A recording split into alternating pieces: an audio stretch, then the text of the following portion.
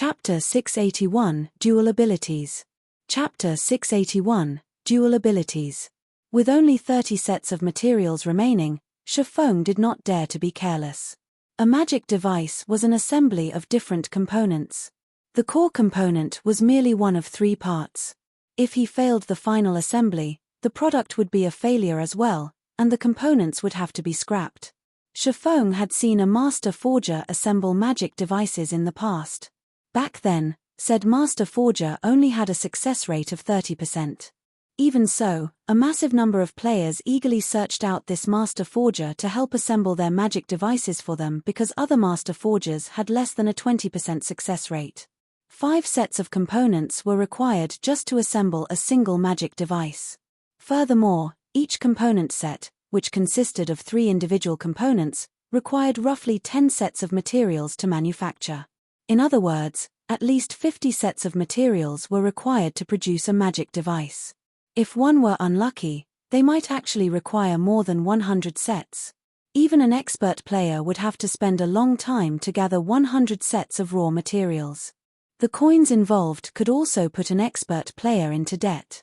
This was precisely why magic devices had been extremely rare in God's domain in the past. The players capable of obtaining one were generally either experts or wealthy tycoons. After Shifeng had gone so much trouble to obtain 100 sets of materials, he had only managed to produce 3 core components after expending 70 sets. It was not enough to assemble a magic device. At the very least, he needed to prepare 10 core components to have a higher chance of manufacturing a magic device. After all, he was only an advanced forger, not a master forger. Time crawled by. Shifeng's first attempt to produce the core component with the magical gold failed. The second attempt failed as well. After 4 consecutive failures, Shifeng had no choice but to give up on using the magical gold. Magical gold was one of the best support tools for forging dark gold and epic items. Even Shifeng felt a sting after failing 4 times in a row. On his 9th attempt, Shifeng finally succeeded. Sure enough, engraving the runes is the most difficult stage. Shifeng could tell that his previous successes had not been due to luck because he had felt as if his entire being had melted into the metal while he had focused on engraving the runes on this last core. He had felt something similar during his previous successes. This feeling of melding with the core component. Shifeng stopped his work for a moment and pondered the sensation. It feels somewhat like improving my skill completion rate. To improve my skill completion rate, I had to integrate myself with the environment. Suddenly, Shifeng retrieved a bottle of 100-berry wine from his bag and began to manufacture the core component once again. This time, he used a bar of magical gold. The 100-berry wine was a tool that could increase one's compatibility rate. Since the theory behind engraving runes was somewhat similar to improving skill completion rates, the 100-berry wine should help him reach a higher success rate with the engraving the core components runes. This time, Shifeng completed the core components refinement much faster than before. In just 5 minutes, Shifeng finished refining and molding the metals. He also completed engraving the runes in a single breath. As the core component felt like an extension of himself, Shifeng's control over the rune engraving process was quite high. System: core component has been successfully manufactured. Forging proficiency increased by 3 points. Obtained 50,000 EXP. Sure enough, my guess was correct. Excitement bubbled in Shifeng's chest as he heard the sound of the notification. I never realized that the 100-berry wine could be used like this as well. Immediately, Shifeng used the remaining materials in one go. Of the remaining 20 sets of materials, he successfully produced 4 core components. Among them, magical gold had been incorporated into 3. His success rate had reached the level of a master forger. With this, he had managed to produce 9 core components with the 100 sets of materials. Among them, 4 had magical gold. He was only 1 core component from his goal of 10. Now, all that was left was to assemble the magic device. If he succeeded, he would be the first player in God's domain to birth a magic device. As the weapon that had brought about the end of the era of demons and gods, one could just imagine how powerful a magic device was. A magic device's most valuable effect was its ability to strengthen weapons, allowing these weapons to inflict damage to demons and gods. To put it simply, magic devices had given humans the ability to resist demons and gods. Of course, the magic device Shifeng had obtained was not that powerful as it was only bronze rank. Even so, a bronze magic device should not be underestimated. As players reached higher levels in God's domain, the monsters they encountered would grow stronger as well. At some point, even dark gold and epic weapons would not deal much damage. However, after one equipped a bronze magic device, even a secret silver weapon could cut through the tough hide and scales of monsters, not to mention fine gold and dark gold weapons. If players did not possess a magic device, however, the difficulty of defeating those powerful monsters would increase significantly. Hence, in the past, the various large guilds throughout God's domain had been extremely desperate to obtain magic devices. Even the design for a bronze magic device could incite a war between first-rate guilds. Now that Shifeng had obtained a magic device forging design so early into the game, he could begin to manufacture them much sooner than anyone else. He would also be prepared when everyone began encountering monsters that could not be easily defeated with normal weapons. The first assembly failed. The second assembly failed. The third assembly was successful. System: bronze magic device has been successfully manufactured. Forging proficiency increased by 5 points. Obtained 100,000 EXP. Shifeng was stunned when he heard the system notification. This can't be real, right? Success on the third try? Shifeng muttered, astonishment filling his voice, as he stared at the fist-sized metal ball in his hand. The black metal ball overflowed with light. The surging mana within was visible to the naked eye. I wonder what kind of attributes it possesses. After a magic device's successful assembly, it would gain a random ability.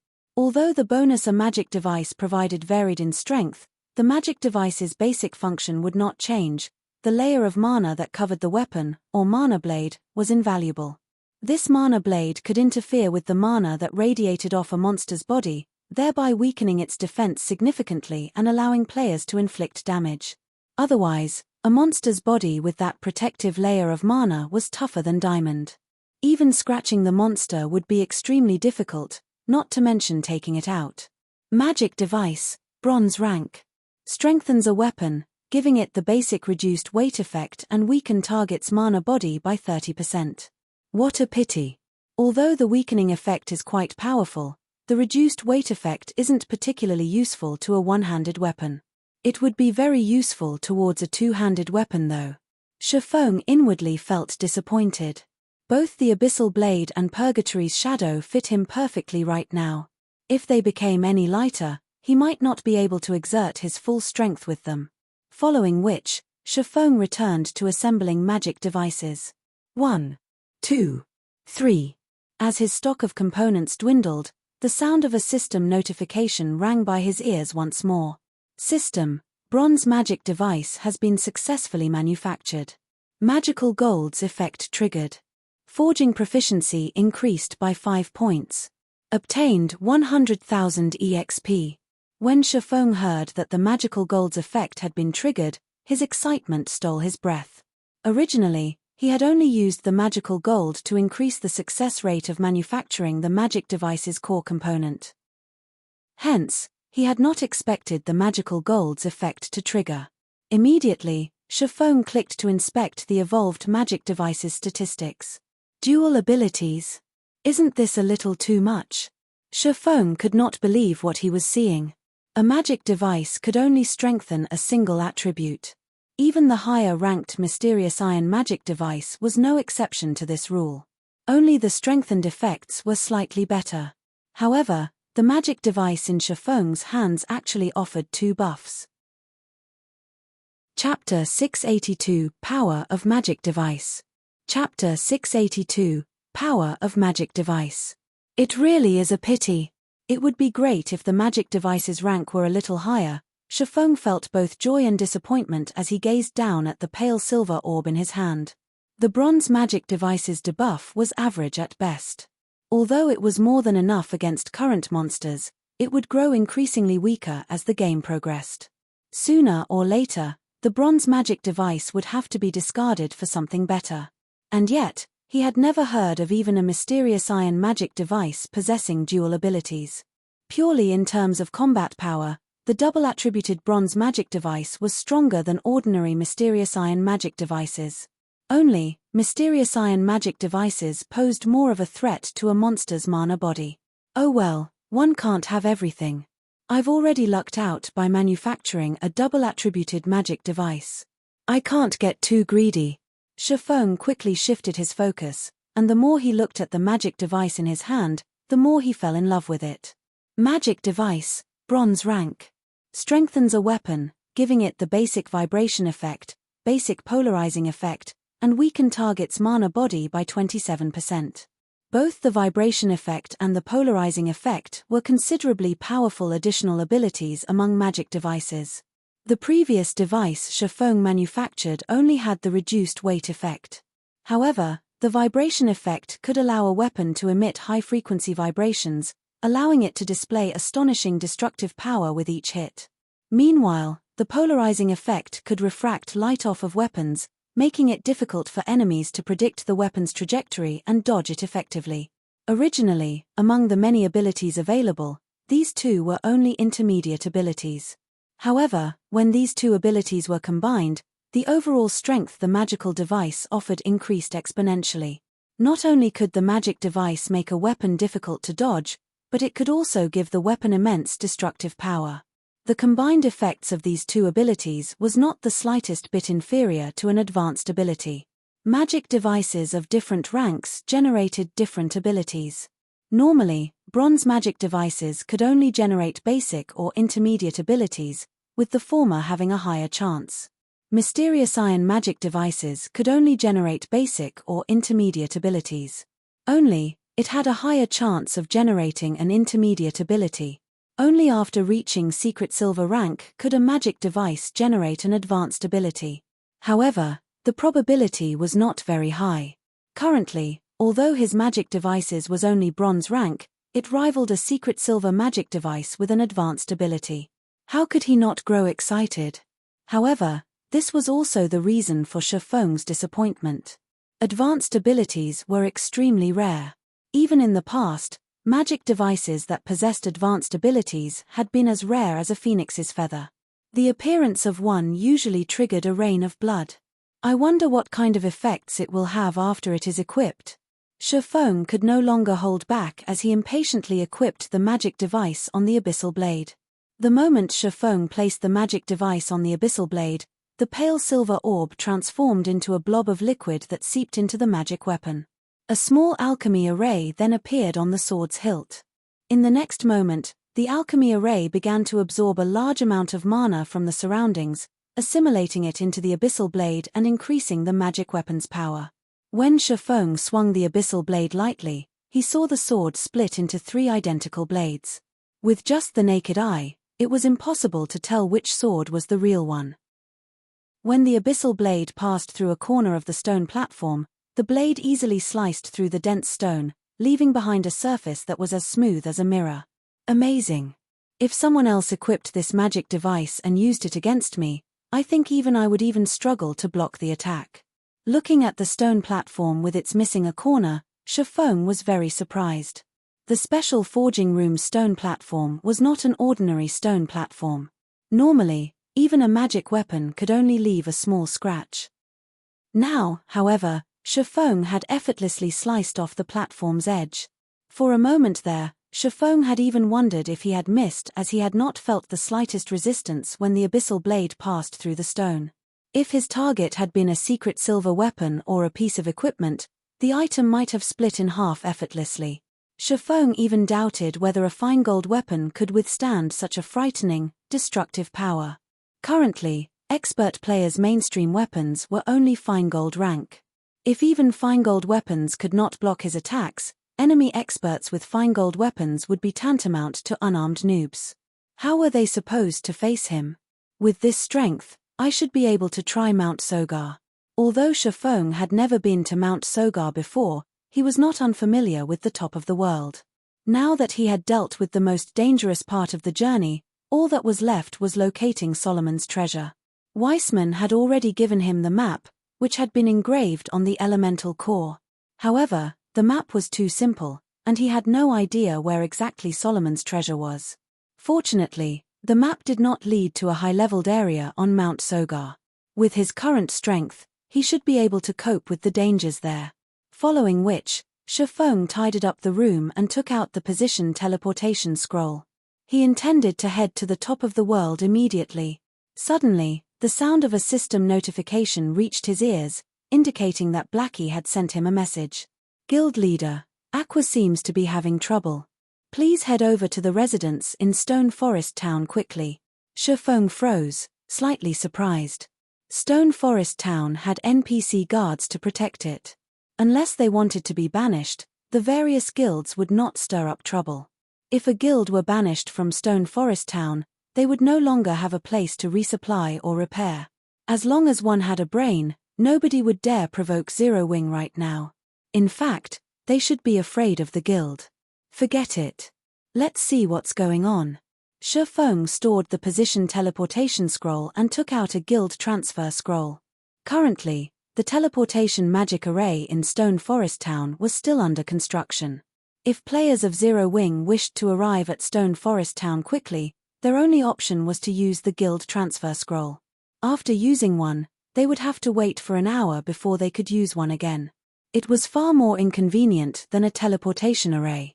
Moreover, the scrolls were not cheap. Ordinary guild members would not be willing to use it.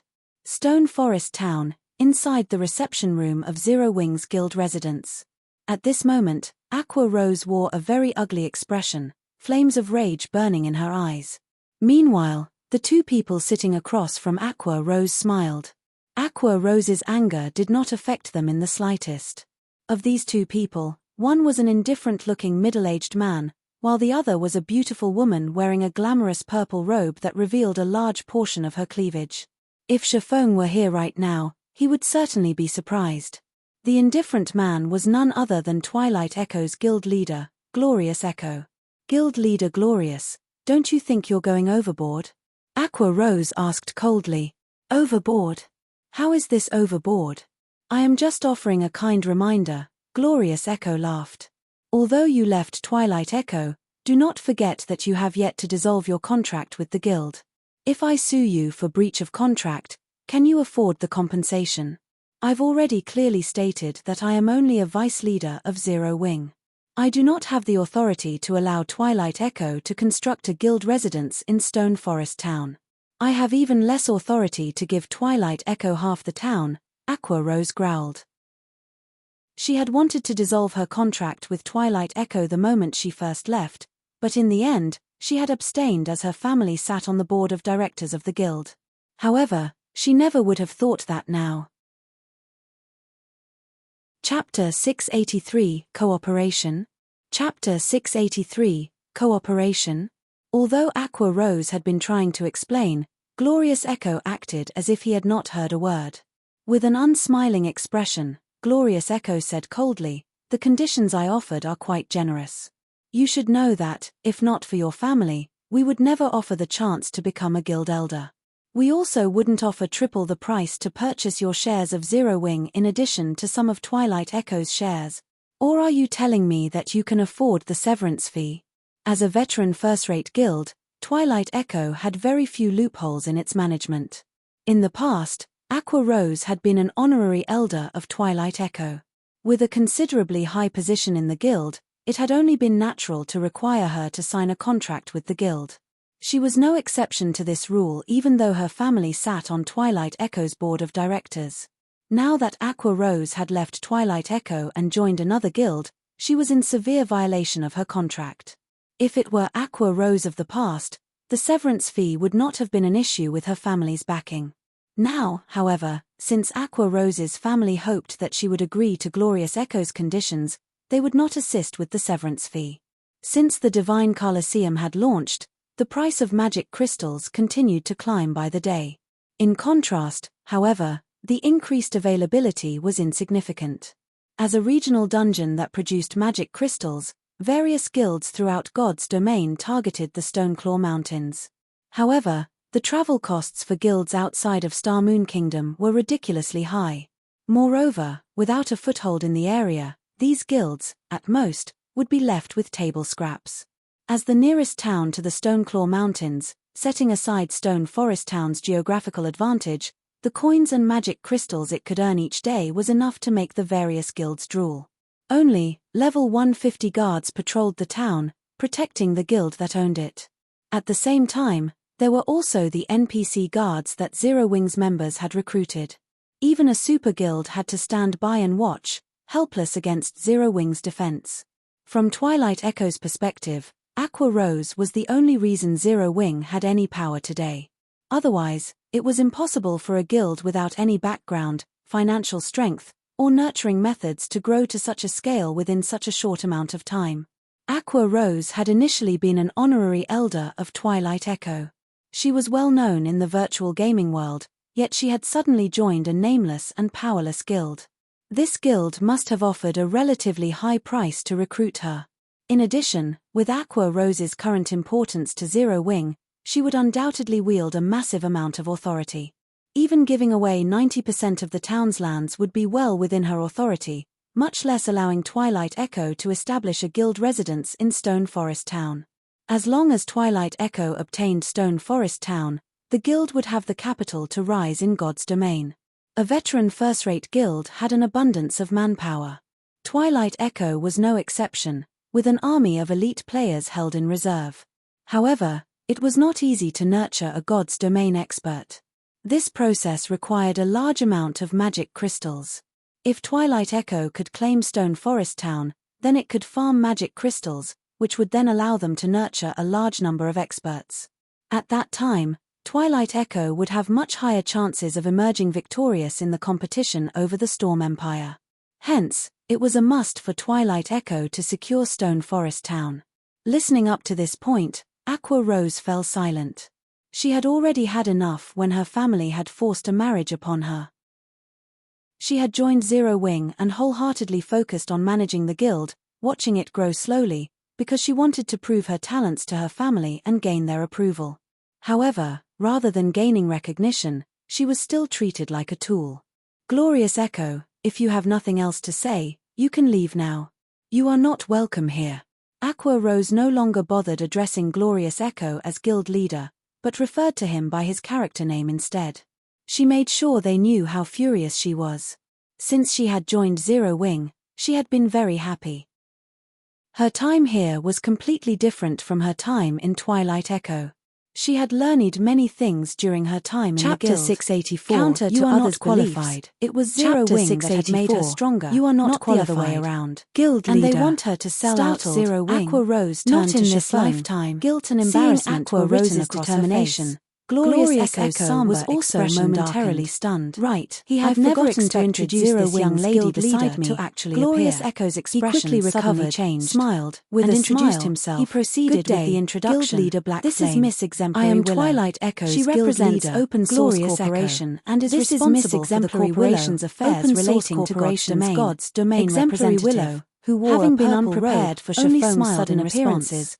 She did not Echo bother to intended offer to a use single Exemplary word. Willow's identity It was as if to she frighten looked down Chiffon on a little. Aqua Rose. Meanwhile, Why is someone Exemplary from Willow Open only Source glanced at Corporation Chiffon here? indifferently. Aqua Rose's It shock was was obvious that she was not Open interested Source in a Corporation conversation was a between global ants. 500 company. Rather, her Moreover, interest in Aqua it Rose ranked grew very close to the without top. much effort. To the One could corporation, predict this Twilight Echo conversation's was like outcome. an ant that it could OSC squeeze was a to death major at any given international moment. corporation. They were from It completely was also a different giant worlds. in new energy You trading. might not realize this, Its industries but Open covered Source the entire Corporation world. has already Now invested that the in Twilight corporation was Echo, moving on becoming God's the domain, guild's largest there were shareholder. countless people Although desperately your trying to parents show were off, strongly opposed vying to for the plan. corporation's Their attention, efforts were useless. an upstart Glorious guild like Echo Zero sneered. Wing would If our definitely talks react for in the same cooperation way. failed today, Only, I Aqua believe that Rose's Miss decision Willow will had be quite surprised her disappointed. slightly. If Miss facing Willow such is pressure unhappy, and temptation, Open Source Aqua Corporation Rose might remain accidentally unmoved. take everything Having an from you and assistant your like family. Aqua Rose So, by her side I think could you be should quite consider your valuable. options carefully Meanwhile, before you speak. Chiffon was unaffected So, by that's Glorious their game. Echo's introduction. Aqua Rose immediately Calmly, came to he a asked, realization. "May I know a what business self-deprecating guild leader smile Glorious appearing has on with her me?" face. Regarding It was no OSC's wonder why her financing of family had Twilight not Echo, opposed the guild's Chiffon had decision. expected this It would due be to his child's memories play of his for previous Open life. Source Corporation He was to not at all suppress her family's surprised by business. this revelation. Facing such He a even knew monstrosity, plenty of her major family secrets would have no that choice OSC but to had lower yet their to heads. discover.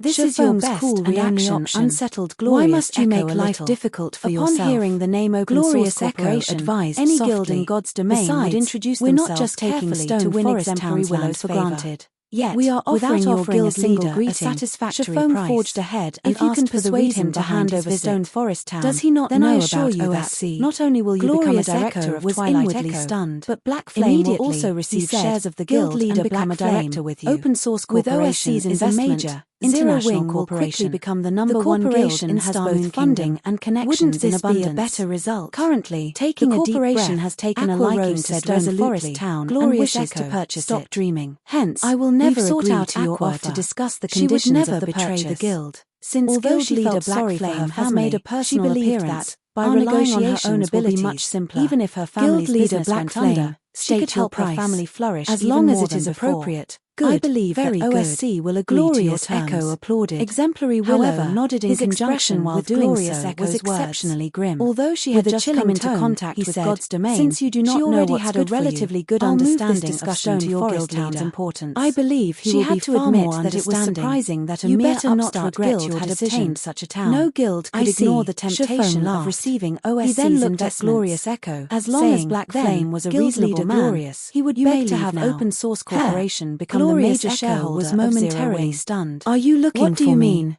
Guild At this leader moment, Black Flame, Shifeng pushed isn't open the OSC doors, looking for me smirking to wickedly discuss as Stone he Forest slowly Town? entered the room. Shifeng countered with a question.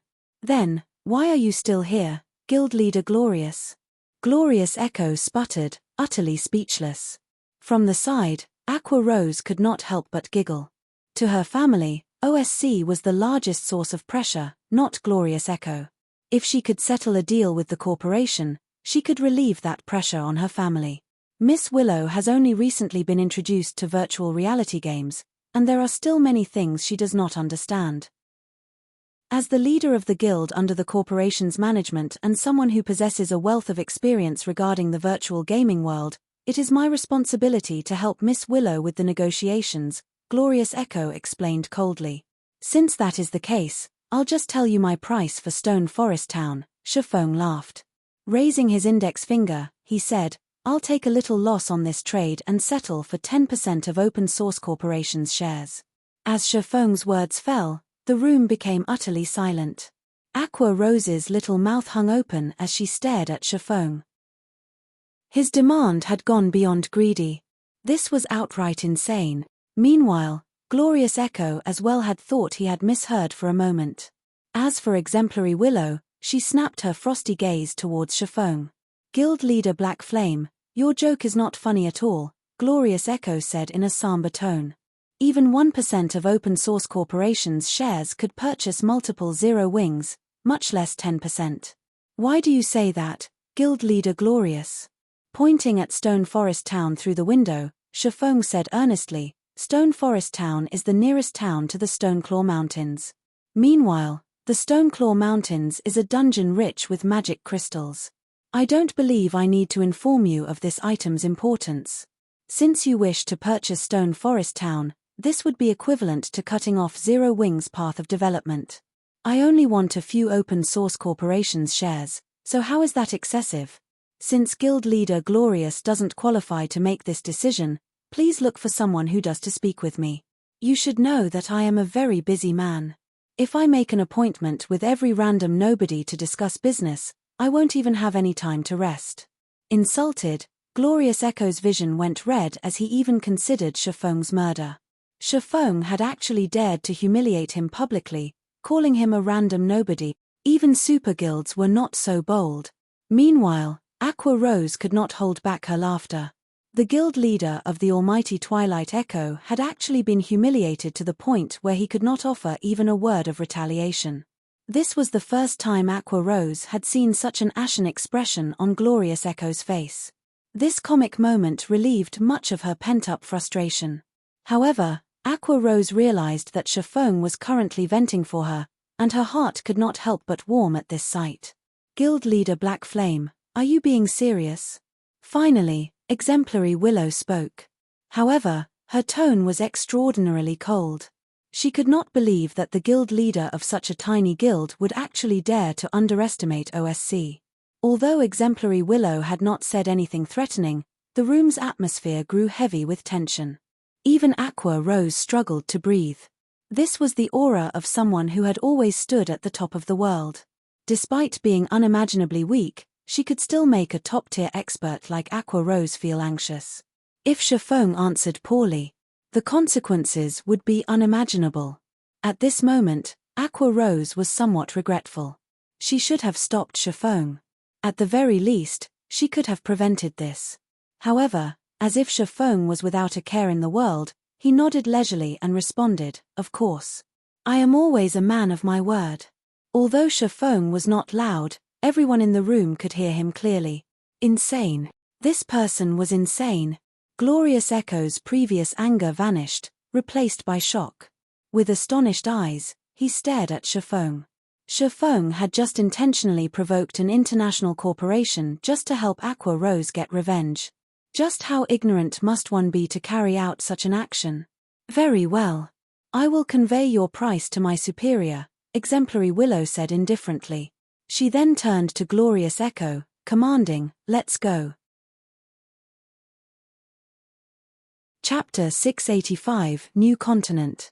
Chapter 685, New Continent. After exemplary Willow and Glorious Echo left, the tension in the room evaporated. However, Aqua Rose still wallowed in her guilt. Exemplary Willow's eyes as she departed had reflected her inner anger clearly. This matter definitely would not be resolved so easily. "Thank you," Aqua Rose muttered as she watched Shifeng, who maintained his usual calm, with grateful eyes. She was no fool. Although Shifeng's actions had seemed foolish, she knew that he had been helping her. Initially, OSCs had focused on Aqua Rose, and it would not let her, or her family, off the hook for her refusal to cooperate. However, Shifeng had come forth and provoked OSC intentionally, shifting the corporation's hatred towards himself. This way, the corporation would not bother targeting her and her family. If this were any other guild, none of them would willingly make an enemy of OSC for a single guild member. In response, Shifeng simply laughed and said, "Forget about managing the affairs of Stone Forest Town for now and focus on leveling up and improving yourself. I'll have Melancholic manage the town for the time being." He was not the slightest bit worried about what had just happened. But OSC. Aqua Rose understood that Shifeng was letting her distance herself from the dispute this time. This way, she would not attract Open Source's attention. However, she was the main instigator of this issue. She couldn't just watch the situation play out from a safe distance. "Don't worry about it. Stone Forest Town is simply too valuable. Even without Twilight Echo and Open Source, there will be other guilds and corporations wanting a piece of the pie." Shifeng could see Aqua Rose's guild. However, things were not as simple as she thought. In Starmoon Kingdom, there has yet to be a single power capable of taking Stone Forest City from us. What do we have to fear?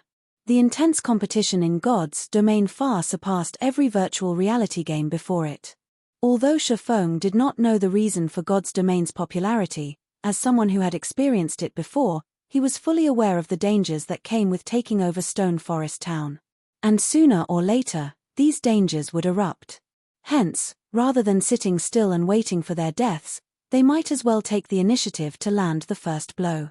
Even so, he had not expected to start a war with the Open Source Corporation. Fortunately, Open Source's economic influence would have little effect on him. If the corporation wished to deal with him, they had to do so through God's domain. However, God's domain was his home ground.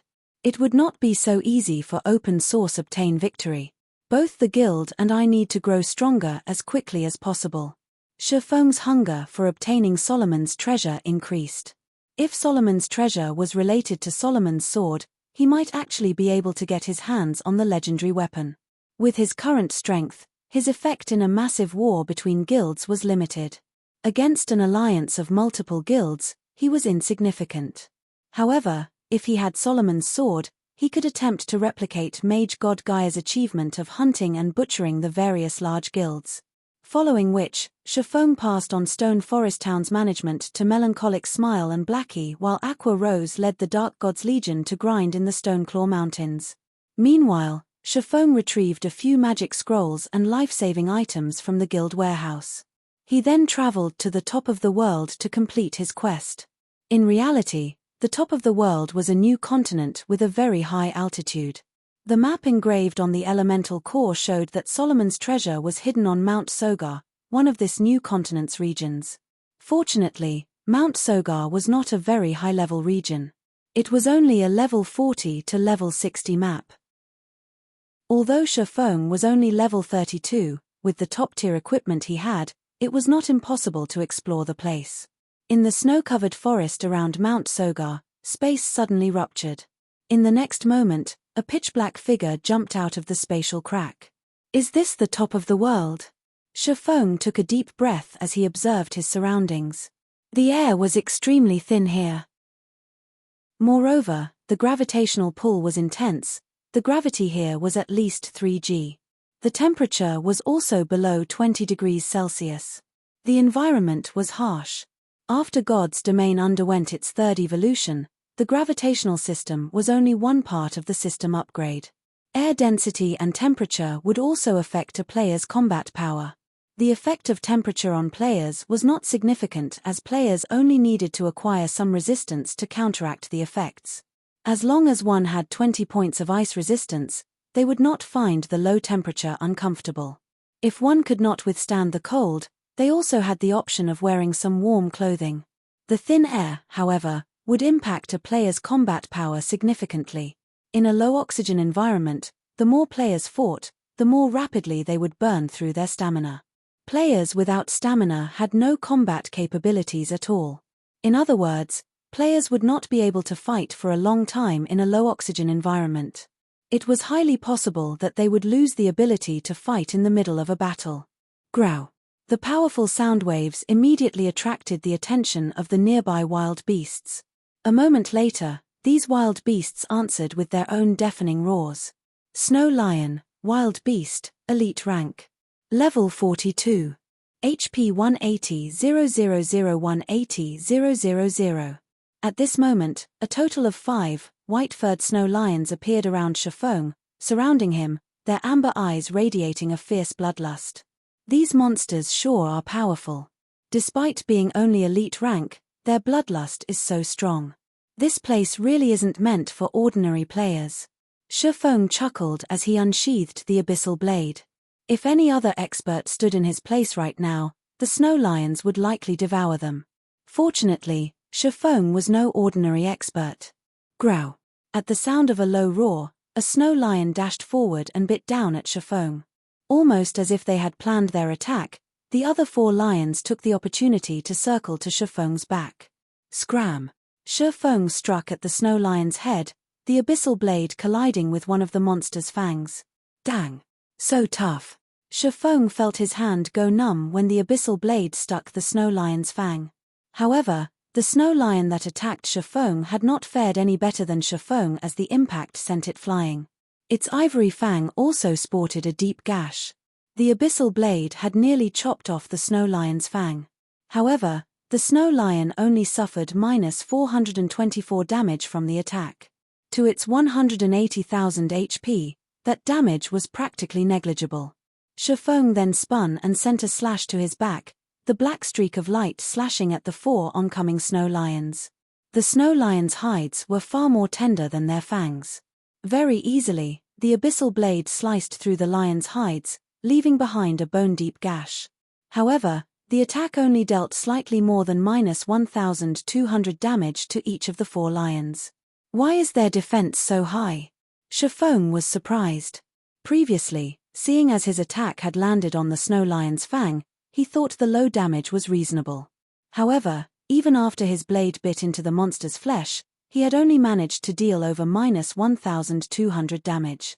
These snow lions' defense was stronger than even a great lord. Do all monsters here have such high defense? Shifeng muttered, feeling a slight headache begin to brew. These snow lions were only elite monsters. If he encountered a chieftain or lord, how was he supposed to defeat them? He had already equipped the abyssal blade with a magic device. Without the device, his damage would most likely be much lower. After Shifeng managed to repel 4 snow lions with a single attack, the lions began to roar. Growl. The sound of their deafening roars was powerful enough to echo over 1,000 meters. What are they trying to do? Are they trying to scare me?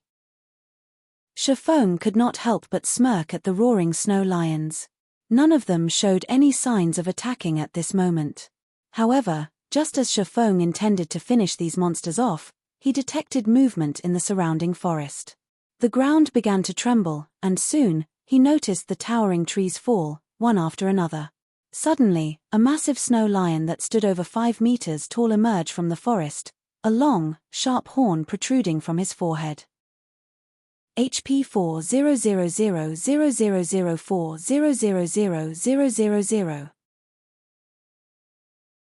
Chapter 686, Tattered Old Treasure Chest.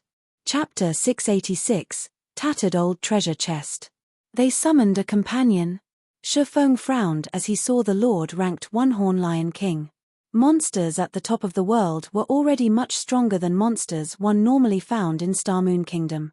In addition to the environmental effects, dealing with these monsters would be quite challenging. In the current God's Domain, there had yet to be a single player capable of soloing the level 45 Lord-ranked One-Horn Lion King. Even if Shifeng activated twofold Berserk, he would not have a shred of hope of defeating the level 45 Lord. Aside from its 4 million HP, Shifeng also had no information on the boss's skills. If it summoned another Lord, it would even be difficult to escape with his life. The One-Horn Lion King gave Shifeng no opportunity to consider his situation. Lifting one of its massive paws, the Lion King suddenly transformed into an afterimage as it dashed towards Shifeng like a gust of wind. Its speed could match Shifeng's when he had Windwalk activated. It took only an instant for the massive Lion King to cross more than 20 yards, its paws sending dirt and snow into the air. So much destructive power. Shifeng immediately used Abyssal Bind, not daring to be careless. After the Abyssal Blade had evolved, all of its skills had reached Tier 1. A Lord-ranked monster was the equivalent of a Tier 2 class. With only a difference of 1 tier, Abyssal Bind could exert a large fraction of its effects. Show! Show! Show! 12 pitch-black chains appeared out of thin air, instantly binding the One-Horn Lion King's limbs, forcing the Lord to halt its charge. The Lion King bellowed in rage as it struggled against its bindings. If Shifeng had taken on this fight before the Abyssal Blade had evolved, the One-Horn Lion King would have easily freed itself from Abyssal Bind. However, no matter how much strength it exerted, it could not move an inch. The most it managed was cause the chains to tremble slightly. Although the chains showed signs of breaking, it would still be some time before they would shatter. I can finally use Abyssal Bind again. Shifeng was quite satisfied with this outcome. The stronger the monster was, the weaker the effects of Abyssal Bind would become. Hence, he rarely used Abyssal Bind in his fights anymore. Now that the skill had regained its usefulness, he would have another card against powerful monsters. However, Shifeng did not dare to tarry any longer as he activated Windwalk and fled. Initially, Abyssal Bind could prevent a target from moving for 4 seconds. Against the One-Horn Lion King, however, he'd be lucky if the skill lasted 2 seconds. If utilized properly, he could put quite some distance between himself and the Lord. Sure enough, 2 seconds after Shifeng activated Abyssal Bind, the One-Horn Lion King broke free from its restraints. Without hesitation, the Lion King chased after its prey. Like so, 1 man and 1 beast ran through the snowy forest. Although Shifeng had attracted the attention of several monsters during his escape, he easily threw them off with his speed. The only monster he could not shake off was the One-Horn Lion King. Fortunately, the Lion King was not a speed-type lord. After activating Windwalk, Shifeng's speed was roughly equal to the Lion King's. Hence, the Lion King could not close the distance he had created during his 2-second head start.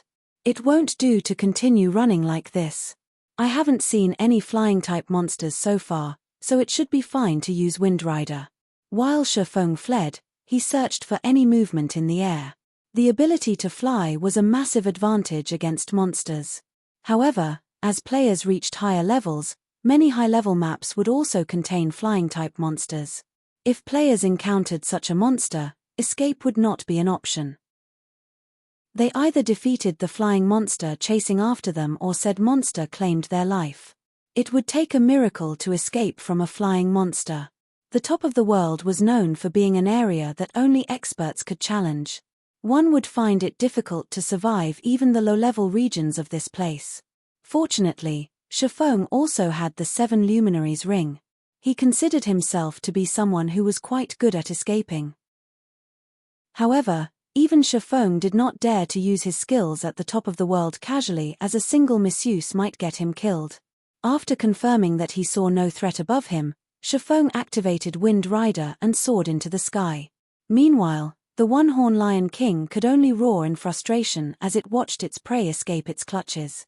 Although Shifeng was only level 32, the 220% increase in movement speed that Wind Rider provided made him faster than even a level 45 lord. The location marked on the elemental core showed that Solomon's treasure was in Mount Sogar's core area. Taking advantage of Wind Rider's effects, Shifeng flew towards the map's core. As Wind Rider only had a duration of 24 seconds, but a cooldown of 2 minutes, Shifeng was forced to stop every once in a while during his flight. Shifeng did not have the courage to brave the path on foot. During his 24 seconds in the air, he had spotted at least 3 Lord-ranked monsters. In addition, there were also plenty of chieftains and elites roaming around the snowy forest. Even if he used an isolation scroll, he would not escape detection from so many powerful monsters. After more than an hour of flying and hiding, Shifeng arrived at the base of Mount Sogar's core area. Luckily, I can fly. Otherwise, I really might not have made it here alive. Shifeng could not help but inwardly celebrate as he looked at the snowy forest at the foot of the mountain. On his way here, aside from lords, Shifeng had even spotted a level 50 Great Lord.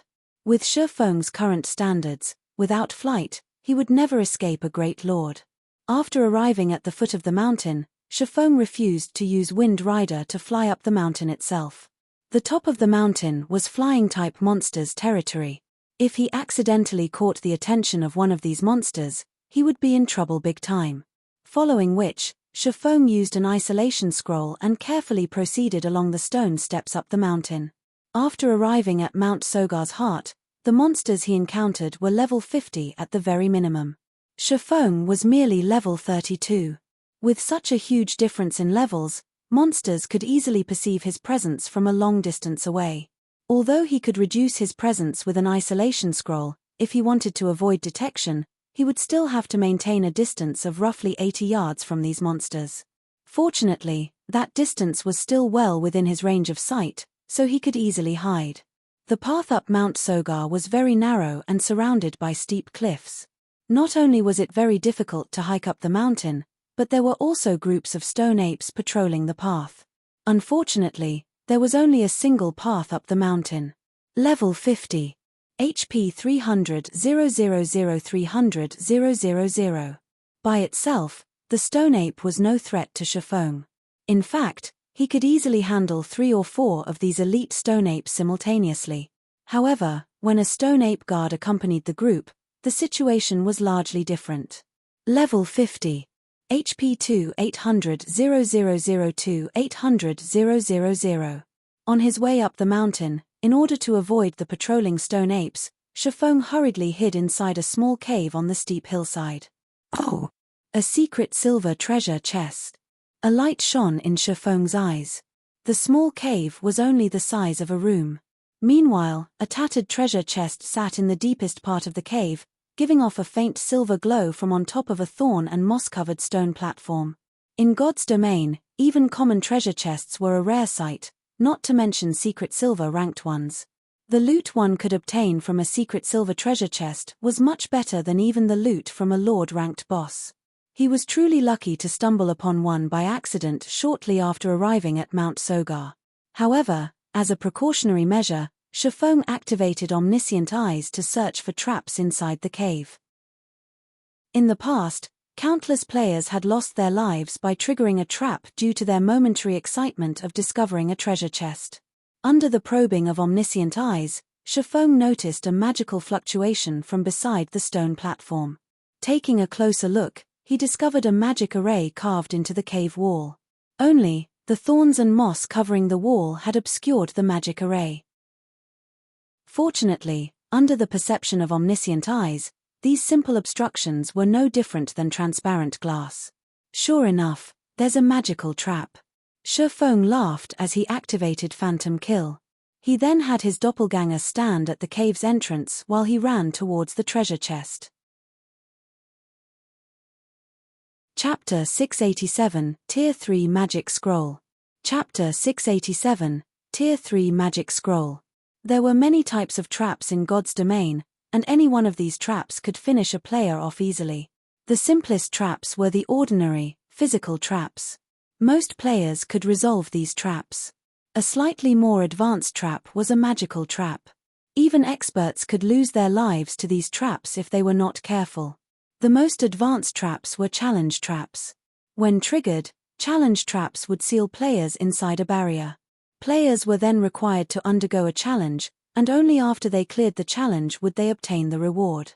Although challenge traps were the most advanced of the three types, the former two were the most fatal when triggered. After all, players could simply choose to ignore the treasure if they did not wish to risk their lives, whereas the other two types would not offer players such a luxury. Hence, the physical and magical traps claimed the most lives. Meanwhile, classes like the assassin possessed skills to disarm traps. Hence, most solo assassins could get by just fine in God's domain. Although Shifeng was a swordsman without any disarm skills, he had magic scrolls that could do the job. This item had a very low drop rate. Moreover, it was only capable of disarming magical traps and challenge traps. Even with 0 wings strength, the guild had only managed to obtain slightly over 20 scrolls. Before coming to Mount Sogar, Shifeng packed 5 of these magic scrolls with him. Although, he had not expected to use one so soon. Walking up to the stone platform, Shifeng did not hurry to open the treasure chest. Rather, he cleared away the thorns and moss covering the stone platform. He then took out a silvery grey scroll, unfurling it and chanting the incantation recorded within. This silver grey scroll was none other than a Tier 1 disarm scroll. It was capable of disarming all magical and challenge traps of fine gold rank and below treasure chests. However, the precondition was to locate the trap's activation array. Otherwise, the scroll would be useless. As the disarm scroll activated, grey smoke seeped into the trap's activation array. The mana within the activation array then began to corrode. Without any mana to power the activation array, the magical trap could no longer be triggered. I wonder what items I will find this time. Shifeng shifted his gaze towards the secret silver treasure chest once more. Exchanging a Tier 1 magic scroll for a secret silver treasure chest was a very profitable trade. Moreover, he was in one of the maps at the top of the world. This area was untouched by players thus far. In other words, the treasure chests throughout the top of the world had yet to be opened even once. Their loot would naturally be somewhat more abundant. This was a similar phenomenon to obtaining the first clear of the dungeon, whereby the end rewards would be slightly buffed. However, Shifeng still did not hurry to open the treasure chest. He first activated Divine Providence. Immediately, his luck increased by an additional 32 points for 30 seconds. Only now did Shifeng open the treasure chest. Following which, a loading bar appeared above the treasure chest, filling gradually. 20 seconds were required to open the secret silver treasure chest. The activation time for this one sure is abnormally long. Shifeng was a little concerned when he saw the required activation time. A treasure chest's activation time usually ranged from 3 to 10 seconds. Even secret silver treasure chests didn't usually require as long as 20 seconds. The seconds ticked by slowly. After the long and arduous 20 seconds, the tattered old treasure chest audibly clicked before its lid gradually opened. In the next moment, an array of colors escaped the treasure chest, illuminating the entire cave. There are so many items inside. After the rainbow brilliance dissipated, the secret silver treasure chest's contents were on full display before Shifeng. Items filled the entire chest. This was definitely the fullest treasure chest Shifeng had ever seen in his life. He spotted more than 10 Tier 3 gemstones alone. There was also a large number of magic crystals and silver coins. There were even 3 weapons and equipment inside the chest. These items were all level 50. Level 50 was considered a major milestone in God's domain. Although part of the reason was that players could apply for their Tier 2 classes at this level, it was mainly due to the difference in equipment. Level 50 equipment was a lot stronger than level 45 equipment.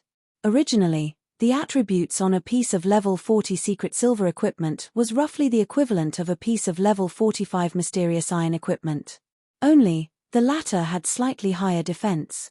However, the attributes on level 45 secret silver equipment were only the equivalent of level 50 bronze equipment. That was a difference of 2 ranks. Because of this, the attribute gap between players widened significantly. However, after reaching level 50, players would quickly discover that high-quality level 50 weapons and equipment would become far more difficult to obtain. Moreover, the number of weapons and equipment that dropped from dungeons would decrease significantly. Nowadays, ordinary players could collect a full set of bronze equipment so long as they put in the required effort. Many might even have a few pieces of mysterious iron equipment mixed into their sets. However, an ordinary level 50 player walking around in a full set of level 50 bronze equipment would be an impressive feat. Even level 50 mysterious iron equipment would be rarely seen on a guild's normal members.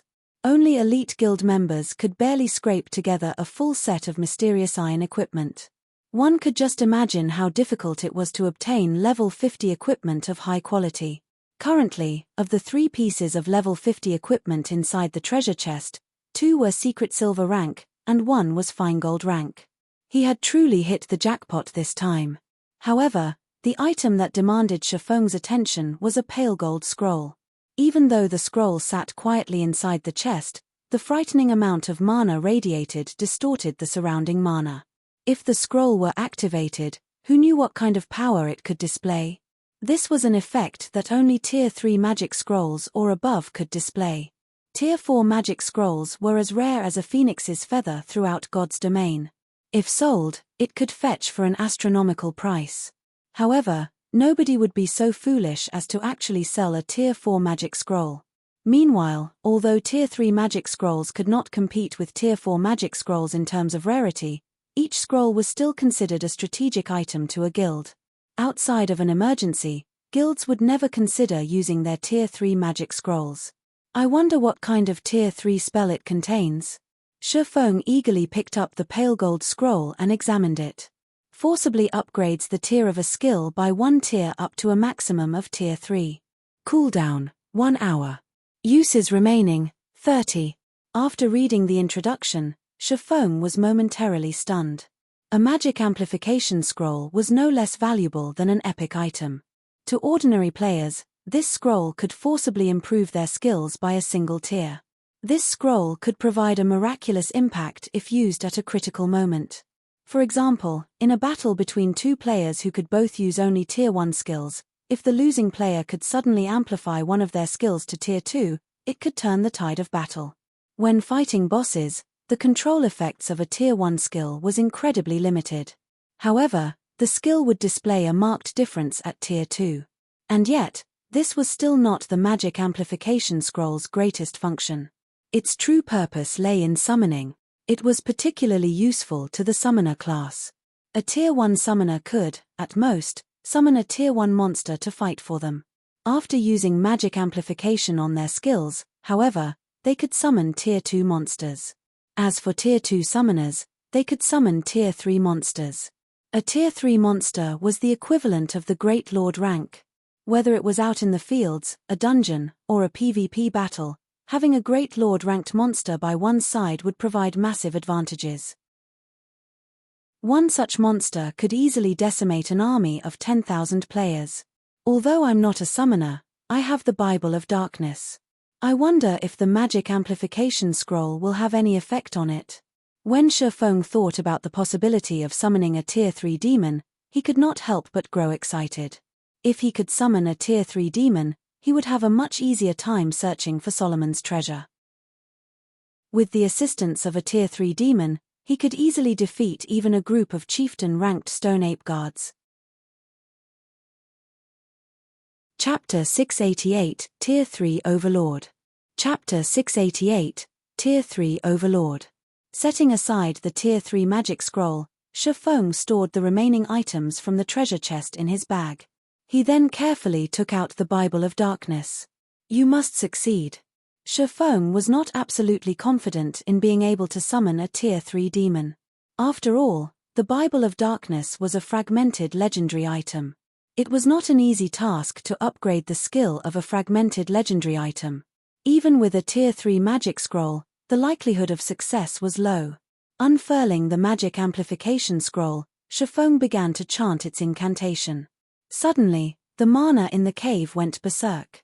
An endless stream of mana surged into the cave from outside, increasing the density within the cave to the point where it was visible to the naked eye. The dense mana took the form of a multicolored haze that filled the cave, creating a beautiful sight. Such dense mana. Shifeng had become the heart of the cave as mana surged into his body, forming a massive vortex. Emerge, Demon Gate. Shifeng activated demon summoning. Rumble. Suddenly, the cave began to tremble. In the blink of an eye, a massive pair of gates suddenly appeared out of thin air. This gate was twice as large as those that appeared when he summoned Tier 2 demons. Shifeng even struggled to move under the intense pressure this gate emitted. Did I succeed? Shifeng could not help his growing excitement as he watched the demon gate. The combination of the magic amplification scroll and the Bible of Darkness. If he could put this combination to use in a guild war, it would definitely turn the tides of battle. Regardless of the time or location, a Great Lord ranked monster was a massive threat to a player, not to mention a Great Lord that was under an enemy player's control. The threat level of such a Great Lord would be increased by at least tenfold. As the demon gate slowly opened, a humanoid demon wearing crimson scale armor and wielding a pitch-black war axe hovered out of the darkness. However, although the demon had the shape of a human, it was much larger. The demon stood over 3 meters tall and had a pair of blood-red wings that allowed it to hover above the ground. Such a weak little ant actually dares to summon me, the Purgatory Demon. The Purgatory Demon snarled, ridicule flashing its blood-red eyes as it looked down on Shifeng. With a single flap of its wings, the Purgatory Demon crossed the distance of 10 yards in an instant, its speed surpassing even that of a Great Lord. The demon then swung its war axe down towards Shifeng. Die. The pitch-black war axe suddenly emitted intense shockwaves, destabilizing the surrounding space. As the war axe descended, Shifeng suddenly discovered that he could not move. This is the Tier 3 taboo skill, spatial suppression. Shifeng was aghast. He had never imagined that the demon he summoned would be so powerful. There were many kinds of Tier 3 demons. Moreover, Tier 3 demons possessed very high intellect, so there was a small number who could learn Tier 3 taboo skills. Among Tier 3 demons, these individuals were warlord-level existences. Shifeng was only a Tier 1 class. He had no hope of breaking free from the suppression of the Tier 3 taboo skill. He could not even use a skill. He could only watch as the massive war axe descended on him. Boom! When the pitch-black war axe landed, the impact destroyed the entire cave. Ha ha ha. Such a weakling also dares to use the Bible of Darkness. With this, the Bible of Darkness now belongs to me. The hovering Purgatory Demon could not help but laugh. However, its laughter was short-lived as a serious expression suddenly appeared on the demon's face, its gaze focused on the ruins before it. Why are you still alive? The Purgatory Demon stared in shock as it watched Shifeng slowly climb out of the rubble. Shifeng looked somewhat miserable as his entire body was covered in dust. However, his HP was still full. He had not received any damage from the Purgatory Demon's attack. As expected of a Tier 3 demon. If I hadn't used Phantom Kill as a precaution for the magical trap, that hit really would have killed me, Shifeng said, smiling as he turned to the hovering Purgatory Demon while dusting himself. The instant the Purgatory Demon had appeared, Shifeng had noticed that he could not control it completely. Hence, he had immediately activated the replace skill, trading places with his doppelganger while he hid at the cave's entrance. However, the shockwaves from the demon's Tier 3 taboo skill had still affected him. Fortunately, he was able to activate Defensive Blade in time, blocking the incoming damage. Lucky ant. But you won't be so lucky the next time. The Purgatory Demon revealed a sinister expression as it swung its massive war axe at Shifeng once more. In response to the fast and destructive attack, Shifeng simply smiled as he said coldly, "There won't be a next time because your time is up." Time? Confusion flashed in the Purgatory Demon's eyes. Immediately, however, panic appeared on its face as it shifted its gaze towards the Bible of Darkness in Shifeng's hands. Countless blue chains suddenly emerged from the Bible of Darkness. Like a pack of hungry wolves, the chains shot towards the Purgatory Demon. Defiantly, the demon shouted, "No." The Purgatory Demon no longer bothered with its attack on Shifeng.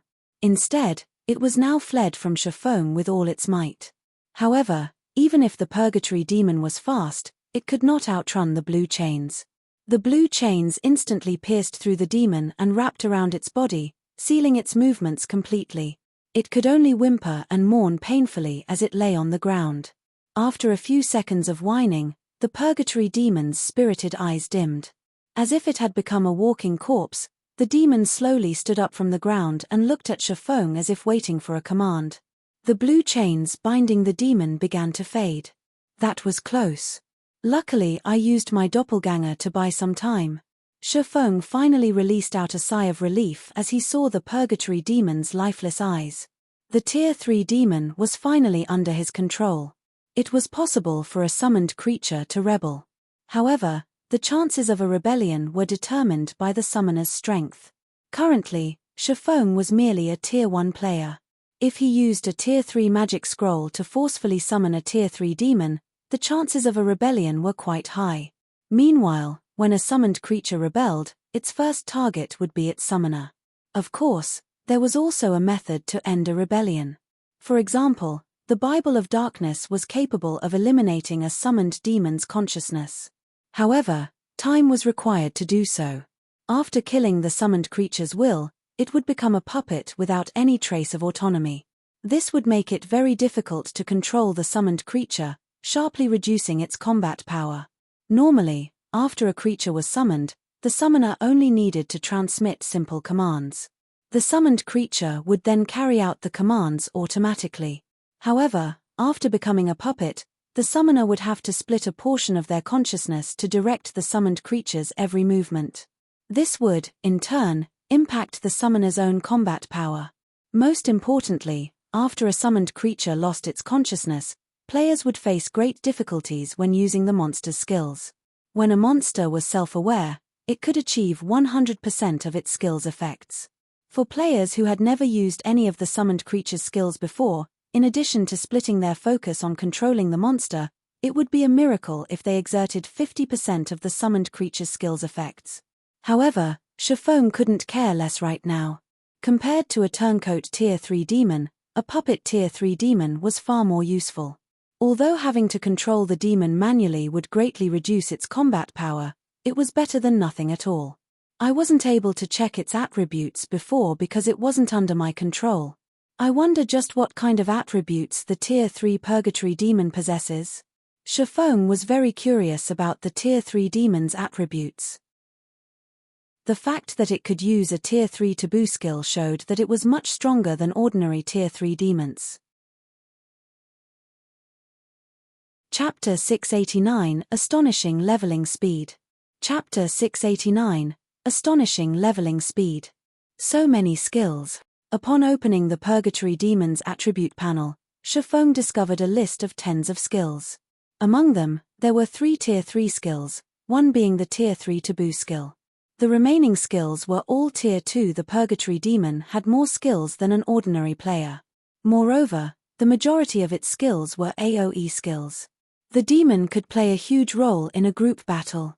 In addition, the Purgatory Demon's HP and level were similarly shocking. Purgatory Demon, Demon. Level 51. HP 13 0000013 000000. Among level 50 Great Lords, its HP might not be considerable, but compared to other Tier 3 demons with high intellect and a large number of skills, the Purgatory Demon's HP was very high. Moreover, an ordinary Tier 3 demon's combat power was generally higher than a Great Lord of the same level. If it came down to a battle, the Tier 3 demon would emerge victorious. Its strength attribute is outrageous. It's several times higher than my strength. It should rival a Grand Lord of the same level. The more Shifeng examined the Purgatory Demon's attributes, the more shocked he became. Currently, he was fully equipped with Tier 3 strength-attributed gemstones. He even wore the fragmented legendary ranked Heavenly Dragon's Breath. His strength was no weaker than a chieftain of the same level, yet even if he activated twofold Berserk, his strength would not reach even half of the Purgatory Demon's. With such a powerful summon, his exploration of Mount Sogar's core area would be much easier. At the very least, he would not have to run and hide from monsters constantly. Following which, Shifeng began controlling the Purgatory Demon to venture deeper into the heart of Mount Sogar. There were many groups of stone apes patrolling the trail up Mount Sogar. Not only did each patrol team have over 100 elite stone apes, but the teams were also led by one Lord-ranked stone ape guard. Shortly after exiting the cave, a stone ape guard discovered both Shifeng and the Purgatory Demon. The Lord released a roar and immediately, over 100 level 50 elite stone apes charged at the two intruders. "You guys can serve as a test, then." Shifeng smiled calmly as he focused the majority of his consciousness into the Purgatory Demon while he hid as far away as possible. However, the Purgatory Demon, which was over 3 meters tall, was like an immovable wall as it stood in the middle of the mountain trail. With its war axe held ready, the demon managed to block the entire trail by itself. When the stone apes arrived before the Purgatory Demon, the latter swept its massive two-handed war axe horizontally across the enemy group. Suddenly, the 6 leading stone apes flew through the air, slamming into the mountainsides bordering the trail. Some of the stone apes' rock bodies shattered when they met the massive war axe, damages of over -30,000 points appearing above their heads. If a player had received the Purgatory Demon's attack just now, they would have died instantly. Such fierce damage. Shifeng was momentarily stunned. He had never imagined that the Purgatory Demon could deal such high damage. Compared to the Snow Lions, the Stone Ape's defense was much higher. Previously, he could deal around -1,200 damage to the Snow Lions with his normal attacks. Yet, the Purgatory Demon dealt over -30,000 damage, destroying over 1/10 of the Stone Ape's HPs with one swing of its axe. Moreover, it even shattered the Stone Ape's rock bodies, wounding the elites heavily and significantly reducing their combat power. In the face of the Purgatory Demon's strength, the Stone Apes were no more than toys. They could not approach Shifeng, who hid behind the Purgatory Demon, at all. However, Shifeng was also struggling to control the Tier 3 demon. Shifeng was already not used moving in the demon's massive body. Attacking only increased the complexity of his task. He could not exert his desired effects at all. At the moment, he was exerting less than 1/3 of the Purgatory Demon's actual strength. Suddenly, the Stone Ape guard standing behind the group of Stone Apes jumped into the air and thrust its spear towards the Purgatory Demon. As if it were a venomous snake, the spear left behind 3 afterimages that struck the Tier 3 demon. With the Purgatory Demon's usual standards, it could have dodged the Lord's spear attack effortlessly. However, Shifeng was unable to exert the demon's full strength, so the demon received all 3 attacks. -2,742. -2,802. -2,784. 3 consecutive damages appeared above the Purgatory Demon's head. However, compared to the Purgatory Demon's 13 million HP, these damages were practically negligible. The demon's battle recovery alone regenerated 130,000 HP every 5 seconds. Even if Shifeng allowed the Stone Ape guard to attack as much as it wished, it would not kill the Purgatory Demon. I wonder how this move will fare. Shifeng did not want to waste any more time with these Stone Apes. He controlled the Purgatory Demon and activated the Tier 3 skill, Garuda's Flames. Garuda's Flames dealt flame damage within a cone to all enemies within 50 yards. At the same time, targets struck would be forced into a fainted state for 5 seconds. The Purgatory Demon swung its massive war axe and the Stone Apes before it drowned in a sea of fire. Even while standing behind the Purgatory Demon, Shifeng could feel the scorching heat of Garuda's Flames. Against such a wide-range attack, neither the Stone Ape Guard nor the elite Stone Apes could avoid it. The Purgatory Demon's attack swallowed every one of the stone apes. Suddenly, the 100+ stone apes lost their lives. Only the Lord-ranked stone ape guard still lived. However, the Lord's body glowed bright red with heat, and of its original 2,800,000 HP, only around 2,100,000 remained. Garuda's flames dealt nearly 700,000 damage to a level 50 Lord. Meanwhile, Shifeng had exerted less than 50% of the skill's effect. If the Purgatory Demon were still self-aware, Garuda's flames would probably have devoured over half of the Stone Ape Guard's HP. It's a pity that this skill's cooldown is somewhat long. Otherwise, grinding with this skill would be exhilarating. Shifeng sighed as he glanced at his experience bar. Shifeng had been at 9% of level 32. Now, his experience stopped at 20%. His experience bar had jumped by a full 11%. After players reached level 30, the amount of EXP they required to level up would increase tremendously. Even expert players had to grind for several days to gain a single level, not to mention someone like Shifeng, who required twice as much EXP as ordinary players. Any other player would have gained 22%. They would only have to defeat 5 Stone Ape Patrol teams to gain a level. However, part of this was also because the monsters at the top of the world provided much higher EXP than the monsters in Star Moon Kingdom. Moreover, there was also the fact that the Stone Apes were elite monsters and were 18 levels higher than Shifeng, providing him with ample amounts of bonus EXP. For an ordinary player, a common monster that was 2 or 3 levels higher would be their limit, let alone an elite monster. Normally, a party of ordinary players was required to take down a single elite monster. After splitting the EXP 6 ways, each player would only receive a small amount. Meanwhile, Shifeng enjoyed the EXP from more than 100 stone apes by himself. His leveling speed would be as fast as flight. Following which, Shifeng directed the Purgatory Demon to attack the Stone Ape Guard with more skills. The Tier 3 skills cooldowns were simply too long. Shifeng intended to use them sparingly, so he only used Tier 2 skills to deal with the Stone Ape Guard. Even so, each Tier 2 skill dealt over -100,000 damage. In less than 30 seconds, the Stone Ape Guard lay at the Purgatory Demon's feet. Meanwhile, Shifeng's experience bar had risen by an additional 6%. The Lord provided more EXP than half of the 100+ elite Stone Apes. Other than providing Shifeng with an abundance of EXP, these Stone Apes had also dropped a large number of items. Equipment and materials littered the mountain trail before the Purgatory Demon. The drop rate here was even better than in the Stoneclaw Mountains. However, this place was home to monsters that were level 50 and above. If Shifeng grinded in an ordinary high-level map in Star Moon Kingdom rather than at the top of the world, he would not enjoy such a lucrative drop rate.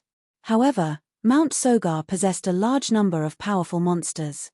This was one major difference between it and ordinary maps. Surviving here was already extremely difficult for level 50 players, not to mention grinding for levels and items. Moreover, Shifeng was only able to eliminate the powerful monsters here due to the Purgatory Demon. Chapter 690 Absurd EXP.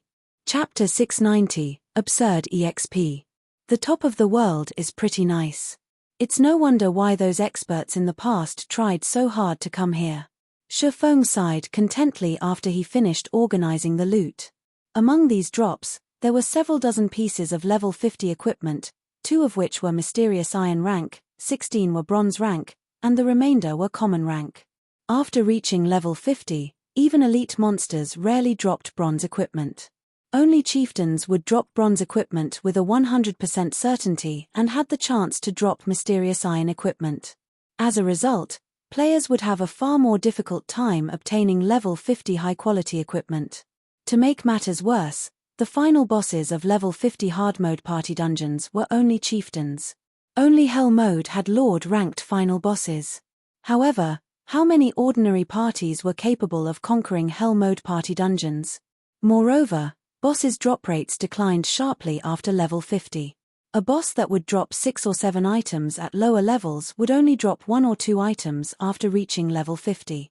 Shifeng could vaguely remember the time he had fought and grinded frantically, only managing to reach level 50 after an arduous struggle. Yet, what about level 50 equipment? After investing a ton of effort, he had only managed to obtain a full set of level 50 mysterious iron equipment by the time he reached level 50. If he had worn that quality equipment when he was level 45, he would have been considered as an ordinary veteran player at best. Even so, he had been the envy of Blackie and many of his fellow guild members. Back then, wearing several pieces of level 50 mysterious iron equipment into a 20-man team dungeon had been a luxury, not to mention a full set of mysterious iron equipment. After all, one obtained less than a handful of level 50 mysterious iron items after clearing a level 50, 20-man hard mode team dungeon. This was also the reason behind Forge's suddenly popularity surge. Although it might be very difficult for players to forge top-tier equipment, they had a relatively high success rate for producing level 50 and above bronze and mysterious iron weapons and equipment. However, the required materials were not so easily obtained. On the other hand, after defeating a single wave of stone apes, Shifeng now had so many pieces of level 50 bronze and mysterious iron equipment. It was mind-blowing. Shifeng continued to explore Mount Sogar's core area. During his journey, he defeated any stone ape patrols that he encountered for EXP and equipment. Humans had yet to claim Mount Sogar, so there were many stone ape patrols wandering along the mountain trail. It did not take long before Shifeng encountered another patrol team. For Shifeng, this place was a leveling heaven. Against the stone ape patrols, the Purgatory Demon's strength was simply overwhelming. In less than 3 hours, Shifeng easily reached 74% of level 33. If he wanted to, he could place in the top 20 of Star Moon Kingdom's ranking list. Previously, to obtain the first clear of level 30, 100-man team dungeons, the various guilds had intentionally held back their levels. Meanwhile, some powerful independent experts or workshop experts had not. Instead, they took the opportunity to level up rapidly, earning some fame for themselves. Hence, the current average level on Star Moon Kingdom's ranking list was quite high, with the top 3 players at level 34. Meanwhile, the top 20 on Star Moon Kingdom's ranking list were all level 33 and above. If not for the Purgatory Demon helping him grind on Mount Sogar, he might have struggled to catch up to the top 20 players. Mount Sogar was massive. It was almost 3 times as large as an ordinary leveling map of the same level. Hence, searching for Solomon's treasure was time-consuming. Shifeng also encountered many powerful monsters throughout his journey, which slowed his progress further. To explore Mount Sogar effectively, Shifeng had used the Bible of Darkness and Magic Amplification Scroll once more to summon a level 51 Tier 3 Curse Demon. Although the Curse Demon had similarly turned on him, Shifeng had directed the Purgatory Demon to incapacitate the Curse Demon, allowing him to force it into submission. Unlike the Purgatory Demon, however, the Curse Demon did not possess any Tier 3 taboo skills. It also only had 9,500,000 HP. However, as it was a magic-type demon, its AoE capabilities were much stronger than the Purgatory Demon. With 2 Tier 3 demons under his control, Shifeng could explore the area far more efficiently. He had no problems facing even 2 or 3 waves of stone ape patrols simultaneously. He no longer had to waste too much time hiding and killing monsters. The Stoneclaw Mountains Inner Region. Cola, be careful of that half-orc lord's skills. Lure it away from the team first. Everyone else, focus fire on the lord that Turtledove is tanking. Fire Dance fought while commanding her team to deal with 2 level 40 half-orc lords. Currently, players crowded the Stoneclaw Mountains. To secure more resources for themselves, Zero Wing's main force had no choice but to distance themselves from the crowd and push deeper into the mountains. They were lucky if they encountered a lord in the outer region. However, after reaching the inner region, the number of lords wandering about had increased significantly. From time to time, players would have to face 2 lords simultaneously. This was a huge challenge for teams. Hence, the various guild teams avoided this area. To Zero Wing's main force, however, this area was just difficult enough. Zero Wing's lead MT Cola wore a complete Tier 1 set equipment. He also had the Blue Fire Shield. He had no problems handling a single level 40 lord by himself. As for Turtledove, she had recently obtained the epic ranked divine frost armor, so she, too, could tank a lord without assistance. In addition, Yi Wumian similarly wore a complete Tier 1 set equipment for shield warriors. He was constantly ready to jump in when necessary.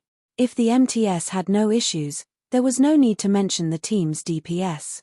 Whether it was Fire Dance, Rampant Blade, Shadow Sword, Minor Wind, or Violet Cloud, every one of them possessed superb attack power. They also wore equipment that allowed them to ignore more than 10 of monsters' levels. Without any level suppression, their damage against level 40 lords would not be affected in the slightest. Hence, the team was more than capable of taking down 2 level 40 lords simultaneously. Currently, the members of Zero Wing's main force were all at level 32, leveling with impressive speed. There were a few reasons for their leveling rate. First, everyone's experience bars had been frozen around 90% of level 30 throughout their raid of the Frost Prison. After obtaining the first clear of the Hell Mode Frost Prison, everyone promptly turned their attention to grinding in the Stoneclaw Mountains. They also managed to accumulate the double EXP buff by resting in the guild residence's private rooms while they had been offline. While they had focused on raiding the Frost Prison, they had accumulated more than 1 level's worth of the double EXP buff. Thus, the moment they returned to leveling, they rapidly climbed to level 32. In less than 20 minutes, the team had dealt with their latest half-orc enemies, resulting in everyone's experience bars rising significantly. Fire Dance, our guild members have been ambushed in the Stoneclaw Mountains. Be careful. Aqua Rose suddenly contacted Fire Dance to warn her. Someone's ambushed our guild members. Fire Dance was slightly surprised. Which guild is it? Stone Forest Town was Zero Wing's territory now.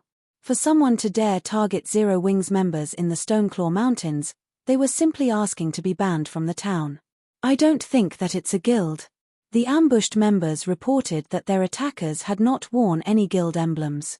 After watching the videos they recorded, the ambushers didn't seem like any guild experts I've encountered. However, the enemy is moving in relatively large groups. The smaller groups have around a dozen or so players, while the largest one is a 50-man team. I've researched that team already. They do not belong to any guild. Rather, the team belongs to a workshop. Aqua Rose was similarly surprised when she received the report on these assailants. After all, every player currently grinding in the Stoneclaw Mountains should know Zero Wing's reputation. Yet, there were still people who dared to ambush their members. In any case, your team should be on the lookout as well. I'll try to learn more as soon as possible. If this really were the doing of a guild, then she would destroy that guild's foothold in the Stoneclaw Mountains. Alright, I'll make a note of it. Fire Dance nodded. There would not be any other players in the Stoneclaw Mountains inner region. After all, the danger here was much higher than in the outer areas. Ordinary players could not set foot here and survive. However, as soon as Fire Dance disconnected the call, she heard Minor Wind's anxious voice through the team chat. A large group of players is approaching. Chapter 691, Red List. Chapter 691, Red List. In God's domain, not only did rangers possess both melee and ranged combat capabilities, but their perception and scouting abilities were also superior to other classes. Particularly, out in the dangerous fields, if a party had a ranger among its members, the party could avoid many potential dangers. As the number 1 ranger of Zero Wing, not only did Minor Wind wear excellent equipment, but he had also learned some rare skills thanks to Shifeng's guidance, particularly scouting and perception skills. Some of these skills could strengthen a player's 5 senses, even allowing them to see a blade of grass that was over 100 yards away. If they could detect a powerful monster approaching, they could avoid unnecessary battles. As a ranger expert, Minor Wind could reach even greater heights with these skills. If an enemy did not possess skills like the assassin's stealth, Minor Wind would easily discover them as they shifted through the grass, even from 150 yards away. Are they guild players? Fire Dance asked. This was the Stoneclaw Mountains inner region. Not only were the monsters very high-leveled, but they were also much stronger than ordinary monsters of the same level. Generally, only large guilds' main forces were capable of grinding here. No. None of them are wearing any guild emblems. Moreover, they all are red names, Minor Wind reported and shook his head after observing them carefully with eagle eyes. Based on how they're moving, it is clear that they are coming straight for us. They're charging at us. Kola could not help but laugh. Do these red names think that we are easy targets? The others also began laughing. With their team skills and equipment, even an army of 1,000 elite players would not be a problem, much less a small team. Other players should celebrate their peaceful coexistence. Yet, now, an unknown group of players intentionally sought them out to cause trouble. These people did not understand the difference between life and death. All right, enough. Everyone get ready, Fire Dance commanded. She felt that this matter was not as simple as it seemed. She then directed a question to Minor Wind, asking, roughly how many of them are there? There should be around 300 people. Among them, there's one person I've seen before. He's an expert ranked on Star Moon Kingdom's red list. Minor Wind could not help his surprise after he could observe more details about the approaching enemies. The main god system had not comprised nor did it handle the red list. Rather, players had established it to keep a record of powerful red names. Star Moon Kingdom's red list only kept a record of the top 100 red names in the kingdom. Every one of these red names was an expert.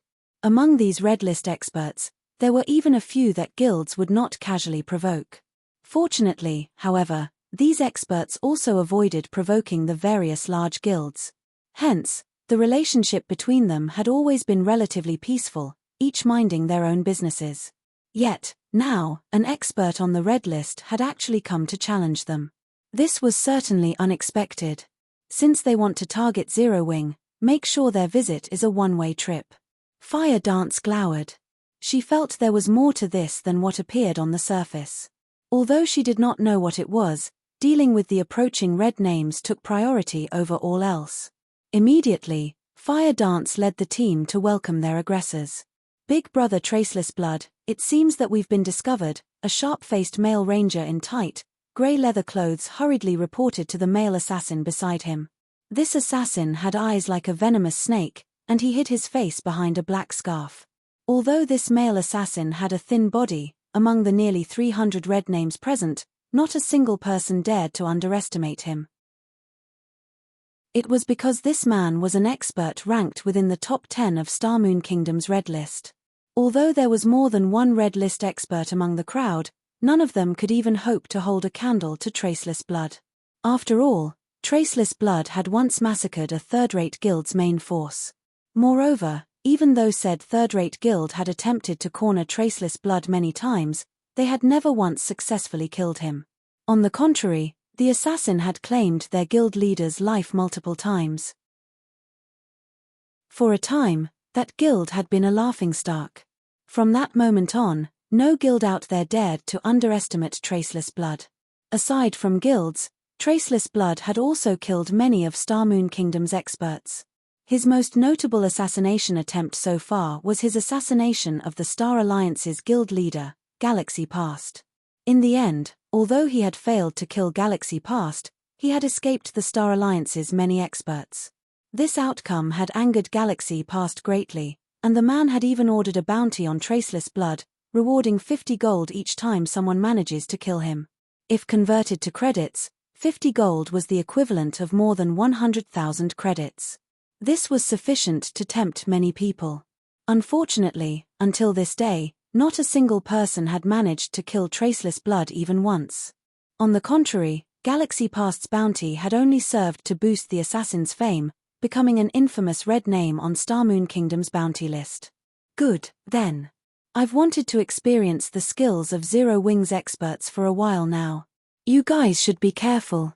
Although we have the numerical advantage, our coordination is definitely no match for theirs. Try to split their members up as much as possible, Traceless Blood commanded. He then activated stealth and vanished before the crowd. Everyone nodded in response. In truth, however, they all looked down on Zero Wing. They were all PvP experts. Hundreds, if not thousands, of players had died at each of these red names' hands. Particularly in field battles, the various large guilds' experts were no different from pampered flowers. These experts mainly focused on raiding dungeons. When it came to PvP in the fields, such experts were nothing to them. I heard that the equipment of Zero Wing's main force is superb. We're going to make a fortune. Many red names drooled when thinking about Zero Wing's equipment. Someone's charging towards us, a red name ranger shouted. Immediately, every red name went on alert, focused on the group of players charging towards them. Ha ha ha. Sure enough, they're just a bunch of noobs that don't know what a real battle is. Rather than attacking from a distance first, they've decided to jump into their graves. Many of the ranged red names began to launch attacks at Zero Wing's 3 MTS. These three were none other than Cola, Yi Wumian, and Turtle Dove. Facing more than 100 ranged attacks, the 3 MTS immediately utilized the trees as cover, avoiding the oncoming attacks while advancing. Even when an attack landed, they only received a few hundred damage. All 3 MTS had over 10,000 HP, so this damage was barely a scratch. A single heal from the rear line healers was all they needed to recover. Such high defense and HP. However, do you really think you can win by relying on your equipment?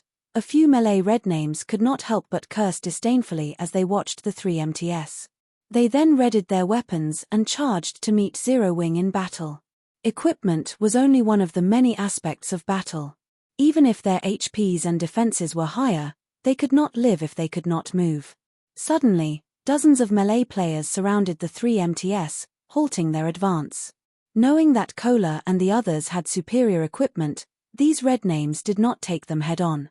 Instead, they used skills to restrict the trio, creating opportunities for the ranged players to chip away their HPs. Turtle Dove was only a guardian knight. Even if her dodging capabilities were more powerful, against more than a dozen players, she was bound to be hit sooner or later. Red name's normal attacks usually dealt around -400 damage to her. If a powerful skill stuck her, she would receive more than -1000 damage. She would not last long even if she cast Protection Blessing on herself. I can finally test out this move. Turtle Dove smiled calmly as she activated Freezing Air.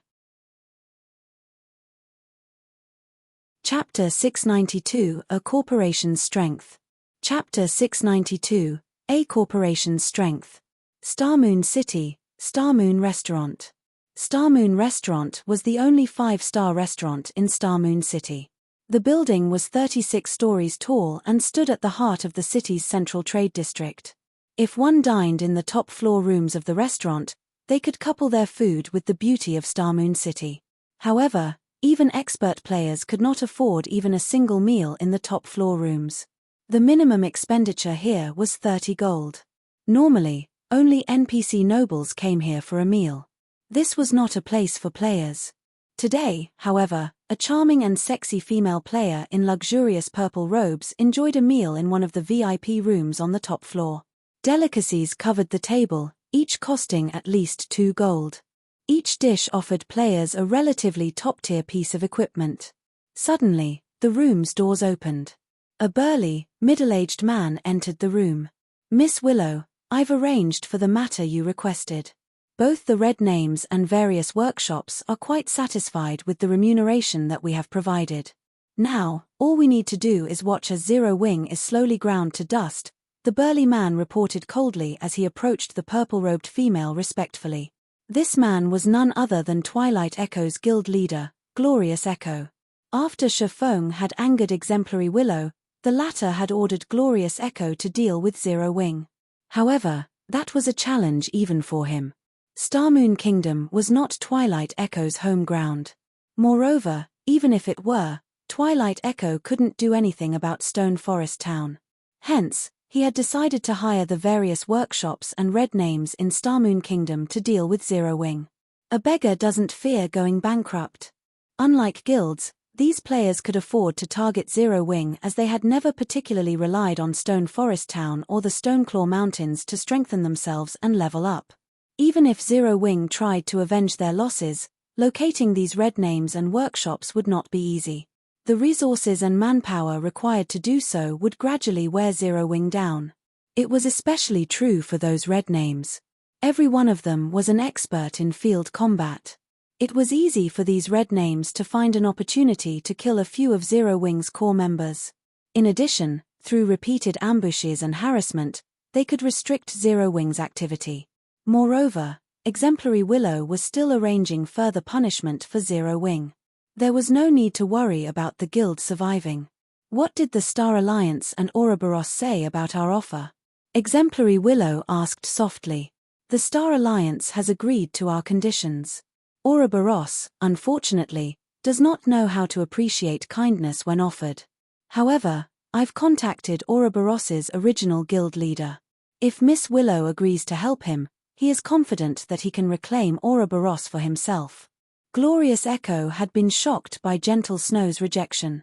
Ouroboros was no longer as strong as it had been. After the mutiny, Ouroboros began to struggle. Several corporations that had originally supported Ouroboros had abandoned the guild. The fact that the guild remained standing was a miracle in and of itself. Theoretically, the guild should be in need of a large sum of money to turn things around. Yet, Gentle Snow had rejected the offer of Open Source Corporation's support. Exemplary Willow had offered no less than what she had given Twilight Echo.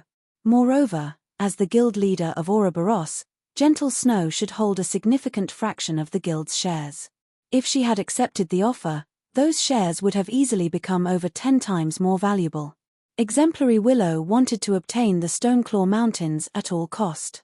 If they could not obtain Starmoon City's 2 first-rate guilds, it would be nearly impossible to claim the regional dungeon for themselves. Hence, Glorious Echo had sought out Ouroboros's original guild leader, Cao Chenghua. Cao Chenghua's influence was still entwined with Ouroboros. He was only helpless about his situation because Gentle Snow had gained the support of several important guild elders. If Cao Chenghua had the support of OSC, however, there was a large possibility that he could regain control over Ouroboros. Since that is the case, agree to his conditions. I don't want to waste too much of my time on Starmoon Kingdom. Exemplary Willow nodded indifferently. When she thought about Shifeng's previous arrogance, her lips unconsciously twisted into a cold sneer. Against a boorish fellow like Shifeng, she had decided to show him just what kind of beast he had provoked. Meanwhile, in the Stoneclaw Mountains inner region, the battle between Zero Wing's main force and the army of Red Names was in full swing. After Turtle Dove activated freezing air, the temperature within 15 yards of her fell sharply, cold air filling the area. The movement speeds of the dozen or so Red Names surrounding Turtle Dove instantly dropped by 40%. Meanwhile, the damage Turtle Dove received decreased to around -100 points. These Red Names were no fools. The moment they noticed the change to their movement speeds, they began to distance themselves from Turtle Dove. In the next second, however, their movement speeds decreased by another 40%. Even if they fast, they could not outrun the Guardian Knight. 3 seconds later, all of the melee Red Names surrounding Turtle Dove and the other 2 MTS were frozen. What kind of skill is this? Some of the melee players who had intended to charge at Turtle Dove slid to a halt, aghast as they watched their companions turn into ice sculptures. With such an AoE control skill and high defense, melee classes like themselves had no hope in close combat with Turtle Dove. They could only allow Turtle Dove move unhindered as she approached their team's rear-line healers. However, as players who often participated in PvP battles, these Red Names were no weaklings. Every one of them possessed skills that allowed them to remove control effects.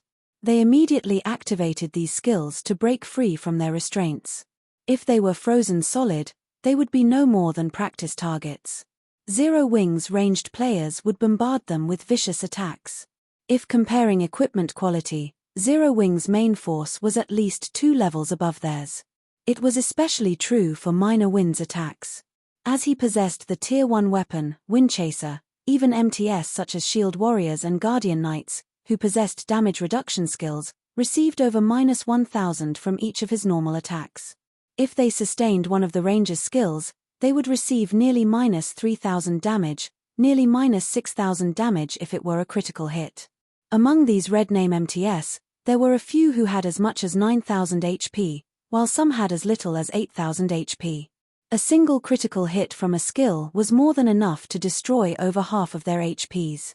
Even the red name healers could not keep up with Minor Wind's damage. Moreover, Minor Wind's attack speed was astonishing. Even expert players would have a hard time dodging his arrows. Furthermore, these red names had opponents in front of them to deal with. They could not afford to split their attention to dodging the ranger's arrows. Only, as soon as these players broke free from their frozen debuffs, they instantly discovered that something was amiss. Although they were no longer frozen, their movement speeds were still so low. They could not shake off Turtledove and could only suffer the Guardian Knight's repeated attacks. Each of Turtledove's attacks dealt over -600 damage to the melee players. Using Hammer of Sanctions, not only could she force her target into a fainted state, but she could also achieve a critical hit of over -3,000 points. The half-HP level 31 Shield Warrior, who was Turtledove's current target, lost his remaining HP instantly, dropping 2 pieces of equipment as he fell to the ground. These red names all belonged to the forces of darkness. Even the penalty they received for being red names were light. They only lost slightly more EXP than the average player, roughly 1.5 to 2 levels worth of EXP. Meanwhile, Cola's and Yi Wumian's damage was even higher than Turtledove's. Each one of their skills dealt over -4,000 damage with a critical hit. The unlucky half-HP melee red names died instantly. Damn it! Why is their damage so high? Many red names were dumbfounded. What these red names did not know, however, was that Cola and the others' skill completion rates far surpassed theirs. Hence, their skill damage was very high. 3 seconds later, the melee players who had broken free from the freezing effect froze solid once more. Against the ranged attacks of Zero Wing's main force, even with their healer's support, these red names could not escape death. In the blink of an eye, over a dozen melee red names fell to the ground. Meanwhile, the majority of Zero Wing's melee forces suddenly emerged from the forest, launching a pincer attack from the side. As the red names had focused all of their attention on the 3 MTS, they were momentarily caught off guard by the sudden pincer attack. Just as the melee red names tried desperately to defend against the sudden ambush, Fire Dance, Flying Shadow, and the other assassins of Zero Wing suddenly appeared behind the red name healers. Ambush, Backstab, Absolute Strike. With a chain of attacks, Fire Dance and the other assassins claimed the lives of multiple healers. Meanwhile, the red name assassins had similar thoughts. They had long since circled to Zero Wing's back, launching an ambush on the team's healers. Die. Traceless Blood had long since set his eyes on the cleric Violet Cloud. Using shadow steps, he appeared right behind Violet Cloud, his dagger plunging towards Violet Cloud's heart. Chapter 693 Magic Weapon Against Magic Weapon. Chapter 693 Magic Weapon Against Magic Weapon. Traceless Blood was extremely fast. Everything happened in the blink of an eye. The assassin had not given Violet Cloud any opportunities to activate her skills.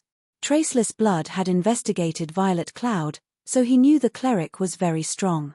If he gave her even a breath of time, it was possible that his assassination attempt would fail. Hence, he had taken his time, slowly and carefully approaching Violet Cloud and using shadow steps at its maximum range. This way, by the time Violet Cloud's senses reacted, it would be too late. The dagger covered in engraved, black runes tore through the air, colliding with Violet Cloud's back. With his first strike landing successfully, Traceless Blood immediately used the most powerful skill of assassins, Absolute Strike, instead of a different skill like Backstab. Unlike Backstab, Absolute Strike did not require any specific attack motions, allowing for a faster strike. Suddenly, Traceless Blood transformed into a black light that pierced through Violet Cloud. After arriving in front of the cleric, Traceless Blood spun in midair, using his dagger's most powerful additional skill, Flowing Light, on the cleric. Flowing Light's single target damage was even higher than Absolute Strike.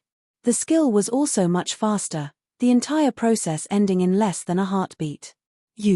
Traceless Blood's eyes widened as he looked at his dagger in disbelief. No matter how much strength he put into his arm, his dagger could not pierce Violet Cloud's pale golden robes. It was as if her robes were made of adamantine. You are quite impressive. If I hadn't activated absolute space at the first sign of danger, I would have most likely been dead by now, Violet Cloud said as she looked at the dagger with black runes. Those black runes looked very familiar to her. They were very similar to the runes unique to magic weapons. If the dagger wounded her, the consequences would be unimaginable. Since his attack had failed, although Traceless Blood was shocked, he immediately turned and fled. He abandoned the idea of attacking Violet Cloud as he knew that he could no longer inflict damage on the cleric. Moreover, he did not know the duration of the cleric's absolute space. While she had that protection, he was no more than a living target. His only options were to run and hide. You can't escape. Violet Cloud did not dare give Traceless Blood an opportunity to escape. Absolute space had a relatively long cooldown. If she allowed the assassin to get away, she would not be able to fend him off should he come back to attack her again. Waving her finger, she used the Tier 1 skill, Star's Guidance. Immediately, a powerful gravitational force pulled at Traceless Blood, dragging him back towards Violet Cloud. What kind of skill is this? This was the first time Traceless Blood had seen such an unconventional skill. He felt like small threads had wrapped around him, zealously pulling him towards his enemy. As a last resort, Traceless Blood used his control removal skill, removing the effects of Star's Guidance. Sacred Seal. Seeing that her attack had failed, Violet Cloud used Sacred Seal, a marking skill of clerics. Suddenly, a sacred light appeared on Traceless Blood's forehead, preventing him from entering stealth. Damn it! She knows a skill like this as well. Traceless Blood began to panic. Not being able to enter stealth was extremely disadvantageous for him. With this, he would not be able to sneak up on Violet Cloud later in the battle. Shortly after Traceless Blood began to flee, a black figure dashed towards him. Don't even think of escaping. Shadow Sword lifted Tempest's breath and used charge at the assassin. Since Traceless Blood had already used his control removal skill, he had no choice but to use Wind Steps, utilizing the 1 second of invulnerability the skill provided to block Shadow Sword's charge. Turning around, Traceless Blood then flipped his dagger into a reverse grip and plunged the weapon into Shadow Sword's abdomen. Kidney Strike. As long as the skill forced the berserker into a fainted state for 2 or 3 seconds, it would be enough for him to get away. Realizing that he could not block the incoming attack in time, Shadow Sword activated Whirlwind Slash, swinging Tempest's breath at Traceless Blood. Shadow Sword fully intended to trade hit for hit. Seeing this, Traceless Blood had no choice but to halt his attack and retreat immediately, evading Shadow Sword's Whirlwind Slash. He was merely an assassin. How could his normal attacks deal more damage than a berserker? Moreover, he wore leather armor, whereas berserkers wore plate armor. Even if his weapon were a magic weapon, a head-on clash could end with mutual destruction. Moreover, he currently occupied the rear line of the enemy's formation. There were no healers to recover his HP. However, Shadow Sword was different. He had the assistance of a healer like Violet Cloud. The berserker had no fear of a battle of attrition. Hence, when Shadow Sword attacked, there was no fear in his eyes at all. After evading Shadow Sword's attack, Traceless Blood immediately turned and fled, having no desire to continue his clash with the berserker. His opponents included an expert cleric and an expert berserker. He had very little confidence in defeating either one in a frontal assault, to begin with, not to mention fighting both simultaneously. However, Shadow Sword had no intentions of letting the assassin get away so easily. Immediately, he followed his failed attack with Break and Thunderclap. When the movement speed reduction effects of both skills were compounded, Traceless Blood lost any hope of escaping the berserker. Traceless Blood had no choice but to enter a melee with Shadow Sword. Peng! When the two weapons collided, dazzling sparks scattered into the surroundings. The impact forced Traceless Blood to retreat by 3 steps, a grim expression appearing on his face when he noticed his opponent still standing steadily in his original location. Why does he have so much strength? Traceless Blood acknowledged that his own strength attribute was quite high, even slightly higher than an ordinary berserker. Yet, against Shadow Sword's attack, this berserker's strength overwhelmed him. The magic weapon he wielded granted him a significant amount of strength. Even if Shadow Sword was superior in terms of strength, the berserker's attack should not have been able to force him back by 3 steps. Even now, his hand still felt numb from the exchange. Zero Wing actually possesses so many top-tier experts. Smiling, Violet Cloud finished chanting her incantation. She then pointed her finger at Traceless Blood. Tier 1 spell, Black Coffin. A pitch-black barrier suddenly wrapped around Traceless Blood. Having no other choice, Traceless Blood used Vanish. After activating Vanish, he would become invulnerable to all attacks momentarily. The skill would also place him in a forced invisibility state for 3 seconds, followed by a stealth state. Even Sacred Seal would not be effective during forced invisibility's 3 seconds, and these 3 seconds were more than enough to put a huge distance between himself and the 2 experts. Vanish. Shadow Sword had no counter for this skill either. This was the most powerful life-saving skill an assassin, one of the 12 major classes, possessed. Unless one had a silencing skill, it was extremely difficult to kill an expert assassin. 3 seconds later, Traceless Blood reappeared far from Shadow Sword. At this range, even the berserker's charge would not reach him. Moreover, Assassin was an agility-focused class. In terms of movement speed, an assassin was much faster than a berserker. In addition, Traceless Blood also possessed equipment that enhanced his speed. There was no way that Shadow Sword could catch up to him at this point. This was also why Traceless Blood had been able to escape after his assassination attempt on Galaxy Past had failed. What's this? Traceless Blood suddenly noticed a black magic array beneath his feet. Although Traceless Blood struggled to get away, this black magic array was like a black hole. No matter how much he tried to struggle, he could not escape his fate of being devoured. In the next moment, the black magic array swallowed the assassin whole, his body vanishing without a trace. When Traceless Blood saw light again, he was shocked. How is this possible? He appeared a short distance from Violet Cloud once more. This time, however, he was surrounded by mana balls and barriers of light. The berserker, Shadow Sword, also stood nearby. He had no options to flee the enclosement of the barriers of light. I already told you that you can't escape.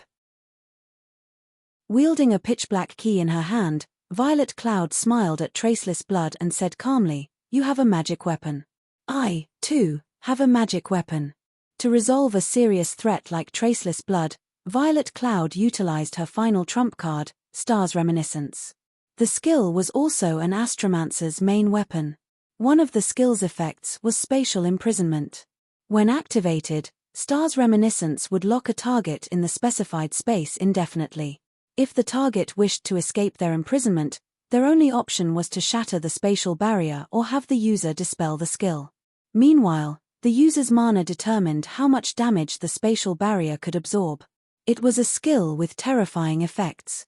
However, the skill also had a very long cooldown of 2 hours. I'm actually going to die like this. Traceless Blood could not help but smile bitterly as he watched the mana balls that covered the sky and the berserker that eyed him like a fierce tiger. Chapter 694, Zero Wings Strength. Chapter 694, Zero Wings Strength. Stoneclaw Mountains, Outer Region. Currently, over 400 finely equipped red names pushed deeper into the Stoneclaw Mountains inner region. However, as they approached the area, not only were the monsters they encountered stronger, but the number of monsters they encountered also increased. Moreover, the more players there were on the team, the easier it was for monsters to discover them. As a result, battles occurred quite frequently. Initially, the group only encountered 200 to 300 level 35 elite half-orcs and a few special elite and chieftain half-orcs. Now, however, the group frequently encountered groups of 400 to 500 level 38 elite half-orcs led by level 39 half-orc lords. The battles were twice as difficult now. Our luck is terrible. These half-orcs respawn so quickly. If we had known that their respawn rates were so fast, we would not have wasted so much time on recruiting more members and let Traceless Blood get ahead of us. Many team members envied Traceless Blood's team. To have better chances of defeating Zero Wing's main force, they had spent a lot of time trying to recruit more members. Yet, now, they had to deal with all of these half-orcs.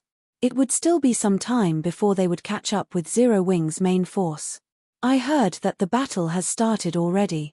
I wonder if we can make it in time? We'd be more effective if we arrived late. After all, this is Zero Wing's main force we are talking about. If traceless blood cannot wipe them out completely, we can pick up the scraps. Hey, that's traceless blood you're talking about. With him on the offensive, do you really think many will get away? I guess that's true. Let's hurry, then. Otherwise, this trip will have been pointless. Realizing this, the team began to fight with more fervor. In God's domain, dark players and light players rarely interacted as both sides looked down on each other. To dark players, light players were merely a group of players with little to no combat capabilities. They were only good at grinding dungeons. How could such players compare to their intense lifestyles of blood and blades? Hence, no matter how famous and powerful a guild expert was, in the eyes of red names, these experts were insignificant existences. Red names thought nothing of light guilds. There's a large group of players heading our way, a ranger suddenly reported. It can't be Zero Wing's main force, right? I didn't think that they would give up so quickly. It seems that Zero Wing only amounts to so much. Those rumors about how powerful the guild is are all just a bunch of lies. Many red names began to ridicule and mock the guild. All right, enough. Get ready. Do not let a single player from Zero Wing escape. They were quickly approaching the Stoneclaw Mountains inner region. Aside from Zero Wing and the ambushing red names, this area was empty of players. Since these players approached them from the inner region, they were, without a doubt, members of Zero Wing. Immediately, the 400-plus red names spread out and waited for Zero Wing to stumble right into their encirclement. Seconds ticked by. Very quickly, several dozen players emerged from the forest, each and every one of them looking miserable. These players panted heavily as they emerged. It was obvious that they had exhausted their stamina from running across a long distance. Just as the red names, who lay in wait, were about to rush forward and surround these exhausted players, they suddenly realized that something was amiss. Isn't that Berserker 3 Knives, the person ranking 91st on the red list? Aren't they members of Traceless Blood's team? Why do they look so miserable? A series of questions popped up in everyone's minds. However, they soon found their answers. Suddenly, dozens of arrows and spells burst from the forest. In the blink of an eye, several of the escaping red names fell to the ground and dropped several pieces of their equipment. Meanwhile, 3 Knives, who ran at the forefront of the team, desperately blocked and dodged the incoming attacks. However, 2 arrows still found him, his HP instantly falling by nearly 3,000. You think you can get away with provoking Zero Wing? Minor Wind, who appeared at the tree line, coldly demanded as he glared at 3 Knives. Behind him, more of Zero Wing's members followed. Since I can't escape, I'll take you to the grave with me. 3 Knives, who was exhausted from running, stopped as he resolved to fight to the death. The fight with Zero Wing's main force had been one-sided punishment. Even their strongest combatant, Traceless Blood, had been easily defeated, not to mention the rest of their team. Less than 5 minutes since their battle with Zero Wing began, they had lost over half their numbers. On the other hand, Zero Wing had not suffered a single death. It was simply inconceivable. At that point, each side's strength had been obvious. They were on completely different levels. Following which, he had issued a command to retreat immediately. When they started retreating, they still had more than 100 players. Now, however, only a dozen or so were alive. Minor Wind had claimed the majority of their members' lives himself. Not only were the ranger's arrows extremely fast, but he also had ranged AoEs at his disposal. Even 3 Knives, who ranked 91st on Starmoon Kingdom's red list, could not defend against all of Minor Wind's attacks, much less the members of his team. Mutual destruction? Minor Wind could not help but laugh. Unfortunately, you are not capable of such a thing. Although 3 Knives was strong, superior to even a few members of Zero Wing's main force, the Berserker's skill completion rates were not high. After taking into account the difference in their equipment, Three Knives would rank roughly around 56th in Zero Wing's main force. Of course, this was not taking the power of darkness into consideration. As Minor Wind said so, he narked his longbow and shot dozens of arrows in quick succession at the remaining red names. Although Three Knives and the other red names tried to approach Minor Wind, over 40 yards stretched them and the ranger. There was not enough time for them to reach the ranger. Moreover, of the dozen or so remaining red names, not a single one was a ranged class. Hence, the group had no choice but to weather the rain of arrows as they advanced. However, the Tier 1 weapon, Windchaser, was no trivial item. With it, Minor Wind could deal over -1,500 damage with his normal attacks alone. Three Knives and the others had, at most, a little over 7,000 HP. A few arrows were enough to finish them off. In addition, Minor Wind's arrows would occasionally trigger the quadruple stars effect. Before the dozen or so red names crossed 10 yards, only Three Knives remained alive. Though, the Berserker only had a thread of HP left. The red names lying in ambush were all shocked.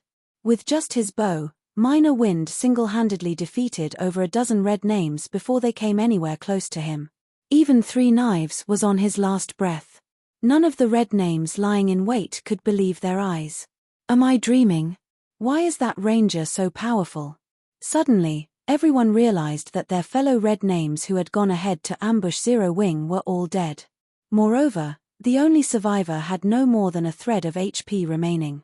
The gap between the light players in their imaginations and the members of Zero Wing's main force was massive. Oh, you called for reinforcements. Minor Wind shifted his gaze towards the red names hiding in the bushes.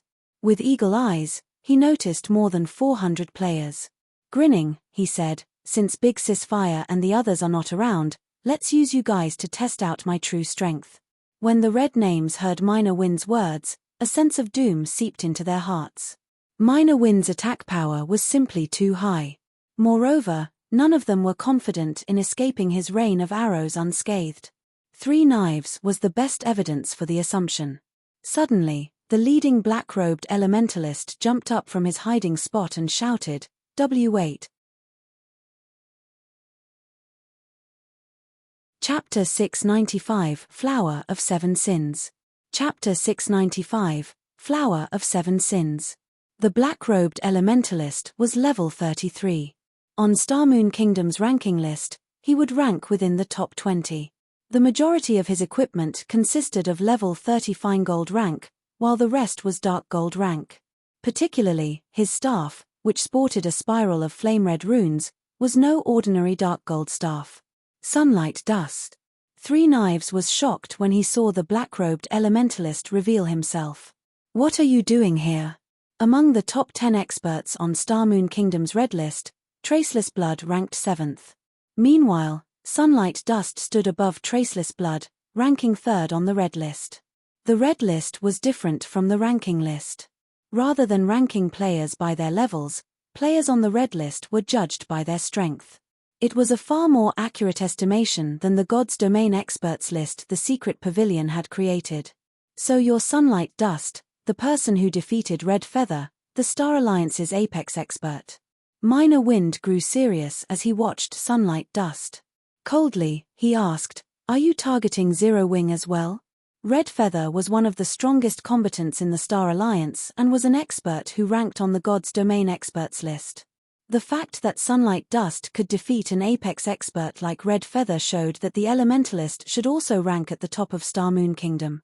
Hence, even he could not afford to be careless around Sunlight Dust. Even the slightest mistake could result in his death. Initially, I had only planned to earn a quick buck.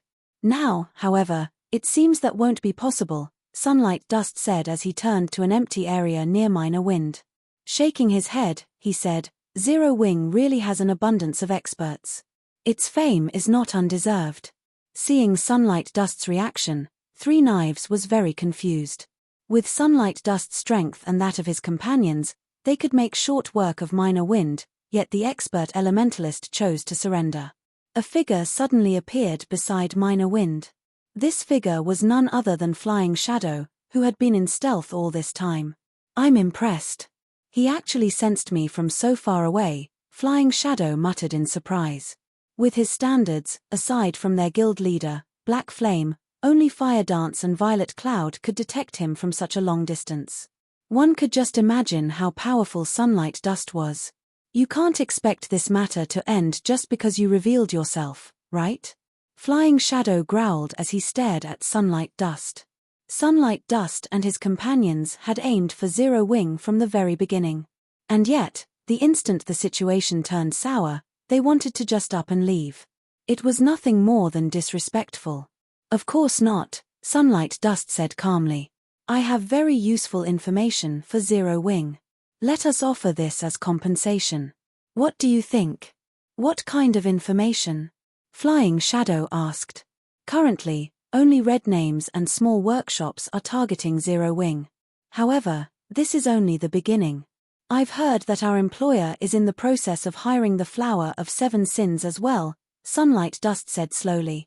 At the mention of the name Flower of Seven Sins, everyone sucked in a breath of cold air. There were many powers in the virtual gaming world. There were guilds, workshops, and special organizations such as the Flower of Seven Sins. The Flower of Seven Sins was neither a workshop nor a guild. However, the organization's name shook the virtual gaming world. Their fame was so widespread was because the Flower of Seven Sins was an organization specializing in assassination work. They targeted gamers' characters, specifically. As long as a virtual reality game possessed a PvP mechanism, the Flower of Seven Sins would be present. And as long as a player could afford their price, whether it was a monster-like gamer or the guild leader of a super guild, the Flower of Seven Sins could assassinate their target. Moreover, these statements were not without proof. In the past, someone had paid to have the guild leader of a super guild eliminated. In the end, the Flower of Seven Sins completed the task. Back then, the organization had greatly angered said super guild, causing said super guild to declare war against the organization. In the end, however, this super guild ceased to exist. The Flower of Seven Sins tore the guild apart thoroughly and removed its name from the virtual gaming world forever. However, the Flower of Seven Sins' asking price was extremely high. No ordinary person could afford it. Fire Dance suddenly appeared in between the two groups.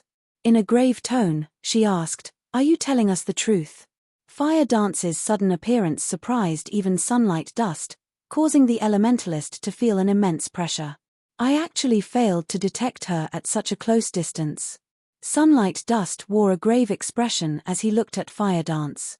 This was the first time anyone had come so close to him undetected. He possessed a special skill that granted him greater perception than ordinary players. Otherwise, he would not have so easily discovered Flying Shadow. If Fire Dance attacked him at such a close distance, he would likely die. Zero Wing really is scary. It's no wonder that person is hiring the Flower of Seven Sins. Sunlight Dust finally realized. He then turned to Fire Dance, smiling bitterly as he responded, "I guarantee that this information is true. However, as to what that person has requested the Flower of Seven Sins to do, even I have no clue. You may leave." Fire Dance dismissed them with a wave of her hand. Whether Sunlight Dust was lying to her or not, she doubted his words. Experts had their own pride to protect. It was especially true for an apex expert like Sunlight Dust. Following which, Sunlight Dust led his team away. As for Three Knives, he was not allowed to leave with his life. Flying Shadow immediately ended the Berserker's life as negotiations ended. As for Sunlight Dust, he did not particularly mind. Although he and Three Knives were both red names, they were not companions, and he had no obligation to rescue Three Knives. "Big Sis Fire, what are we going to do now?" Flying Shadow asked worriedly as he sheathed his daggers. Every player's heart was familiar with the terror of the Flower of Seven Sins. Until today, they had never once failed a job. Even super guilds did not dare to provoke the Flower of Seven Sins. Such an organization targeted Zero Wing. Even with Zero Wing's current strength, Flying Shadow doubted that they could fend off the Flower of Seven Sins. "This matter is of utmost importance. Let's discuss it with Aqua and guild leader first. Fire Dance had no idea of what to do now. The Flower of Seven Sins' reputation was simply too immense. Anyone who had touched a virtual reality game knew about the organization. The Flower of Seven Sins was a transcendental existence among gamers. If the Flower of Seven Sins truly intended to annihilate Zero Wing, then this would be the greatest danger their guild had ever faced. The top of the world, Mount Sogar. With the aid of two Tier 3 demons, Shifeng finally managed to locate a pair of massive locked doors near the top of Mount Sogar. Engraved runes decorated the stone doors and black chains bound them, each chain giving off a faint pressure. This pressure was familiar to Shifeng. Divine might. Although the divine might the chains exuded was faint, no one who had encountered divine might would forget the sensation. Shifeng had already reached level 34. His level was high enough for him to rank within the top 3 of Starmoon Kingdom's ranking list. On Mount Sogar, however, he was an insignificant existence. If he had not possessed 2 Tier 3 demons, he would not have made it up to this point. Shifeng had encountered multiple level 50 lords on his way up the mountain. With his strength alone, unless he activated the aura of Space's space movement, he would not have survived. Meanwhile, a gigantic beast stood guard beside the massive pair of stone doors. This quest is absurdly difficult on so many levels. Shifeng inwardly laughed bitterly as he watched the gigantic beast. 9-headed magic snake, ferocious beast, great lord. Level 55. HP 90 0000090 0000000. Chapter 696, Ferocious Beast. Chapter 696, Ferocious Beast. Ferocious beasts were different from general wild and demonic beasts. They belonged to the ancient era. During ancient times, ferocious beasts were monsters that fought even gods. Some ferocious beasts had even managed to kill gods. Ferocious beasts were on the same level as angels and dragons, possessing the strength to challenge opponents of a higher tier. In the past, Shifeng had watched large guilds raid ferocious beasts, and he could describe those battles with a single word: intense. Once, an army of 10,000 elite players and several hundred first-rate and top-tier experts had attempted to raid a ferocious beast. The players had all been above level 100, whereas the ferocious beast had only been level 90. Some of those players had even been Tier 3 classes. In the end, although the players defeated the ferocious beast, over 95% of the elites and half of the experts had died. There was a massive difference in strength between players at level 90 and players at level 100. It was like the difference between level 40 and level 50. Equipment's attributes would undergo a massive improvement at the level 100 threshold. Monsters received a similar boost. Yet, even with such a huge difference, the players who faced off against the ferocious beast still suffered devastating losses. Although the 9-headed magic snake was only a great lord, unlike the level 90 ferocious beast that had been a level 90 grand lord, it was still a much higher level than Shifeng. At the very minimum, it would take a party of level 60 players to take down a level 55 great lord ranked ferocious beast. In Shifeng's opinion, if he wanted to kill this ferocious beast, he needed at least 500 level 60 and above tier 2 players. Moreover, they would need excellent equipment. Particularly, their weapons should be at least dark gold rank. Facing the 9-headed magic snake with any less would be suicide. Unlike other monsters, ferocious beasts did not just possess immense combat power. They also possessed the life force passed down from ancient times. In combat, ordinary monsters' battle recovery would only regenerate 1% of their HPs every 5 seconds. Ferocious beasts' battle recovery, on the other hand, regenerated 3% of their HPs every 5 seconds. A ferocious beast's HP already ranked at the very top among monsters. They were practically bug-like existences. The 9-headed magic snake had 90 million HP. In battle, it could recover 2,700,000 HP every 5 seconds.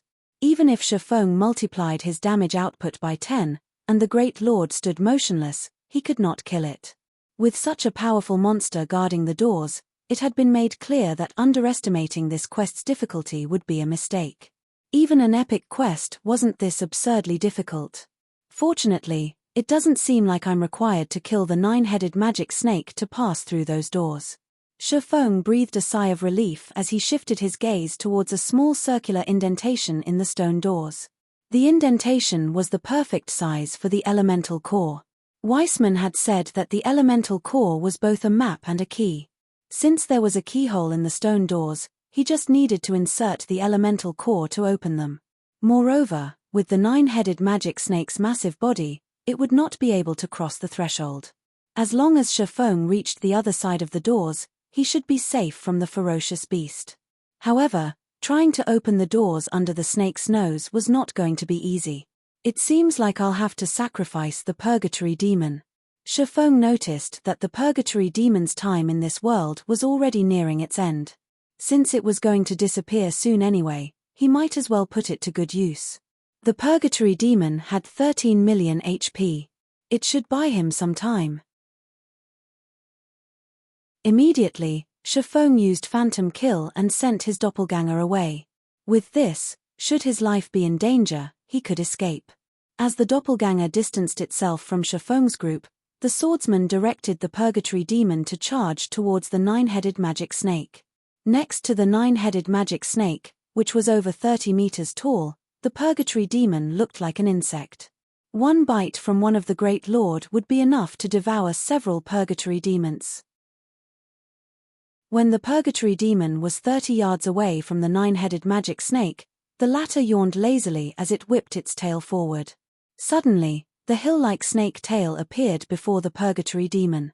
Before Shifeng could react, the snake sent his purgatory demon hurtling into a nearby stone wall. When the purgatory demon slammed into the wall, a damage that the demon had never experienced before appeared above its head. Minus 267,849. Shifeng's mouth twitched when he saw those numbers.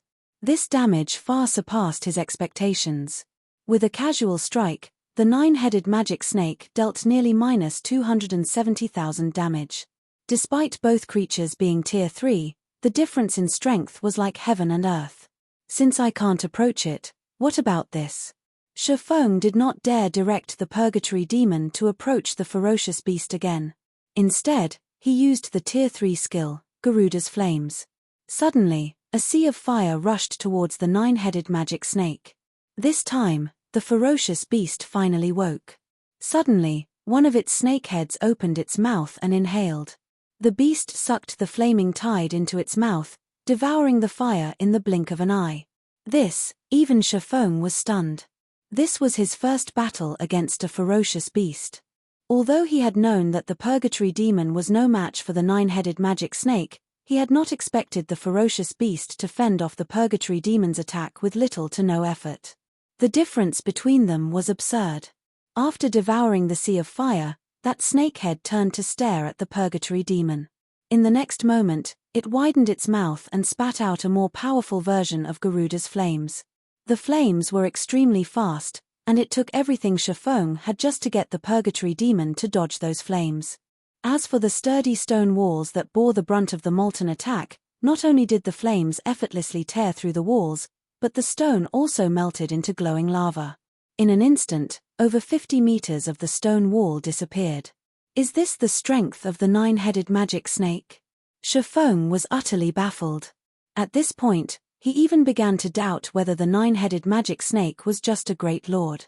Even several thousand tier 2 players would not be a match for the ferocious beast. Moreover, based on the magic snake's lazy attitude, it was obvious that the ferocious beast was simply toying with him. It had yet to utilize its true potential. Helpless, Shifeng could only use his final trump card. The purgatory demon's tier 3 taboo skill, Spatial Suppression. If he could not shift the 9-headed magic snake's attention towards the purgatory demon, he would not have a chance to open the stone doors. The power of a tier 3 taboo skill could rival even an ordinary tier 4 skill.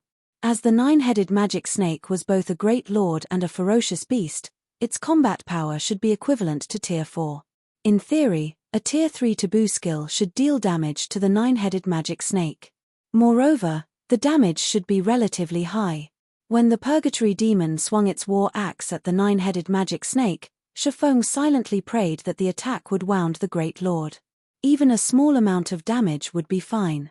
This time, the nine-headed magic snake finally raised all 9 of its heads, its eyes locked onto the Purgatory Demon's incoming war axe. Suddenly, a hint of gravity appeared in its amber eyes. Let this succeed. Shifeng tightened his grip around the elemental core, focused on the nine-headed magic snake's reaction. When spatial suppression activated, everything the space surrounding the nine-headed magic snake suddenly grew incomparably heavy. One could not move if they tried. Yet, the nine-headed magic snake still moved. Although it was extremely slow, it was still capable of moving under the spatial suppression. However, as its tail moved very slowly, Shifeng could easily control the Purgatory Demon to avoid the attack. The demon's war axe then struck one of the fierce beast's heads. Boom! The nine-headed magic snake instantly lost that head as it fell to the ground, forming a massive crater.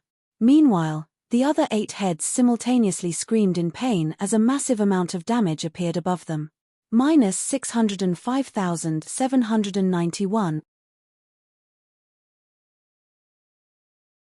Chapter 697, Super Large-Scale Destruction Spell. Chapter 697, Super Large-Scale Destruction Spell. After suddenly losing one of its heads, the magic snake's 8 remaining heads glared at the Purgatory Demon, rage filling their amber eyes. Less than a second later, however, the dismembered head grew back. All 9 of the Great Lord's heads then abruptly opened their mouths and spat out a grey beam. Despite receiving a Tier 3 taboo skill, the nine-headed magic snake's combat power had not decreased in the slightest. Not daring to be careless, Shifeng hurriedly directed the Purgatory Demon to evade the beams and distance itself from the ferocious beast. Anything the snake's beams touched turned into grey stone. However, as the beast had fired 9 grey beams, due to Shifeng's lack of control over the Purgatory Demon, he accidentally allowed one of the beams to strike on the demon. Instantly, the Purgatory Demon lost over 500,000 HP.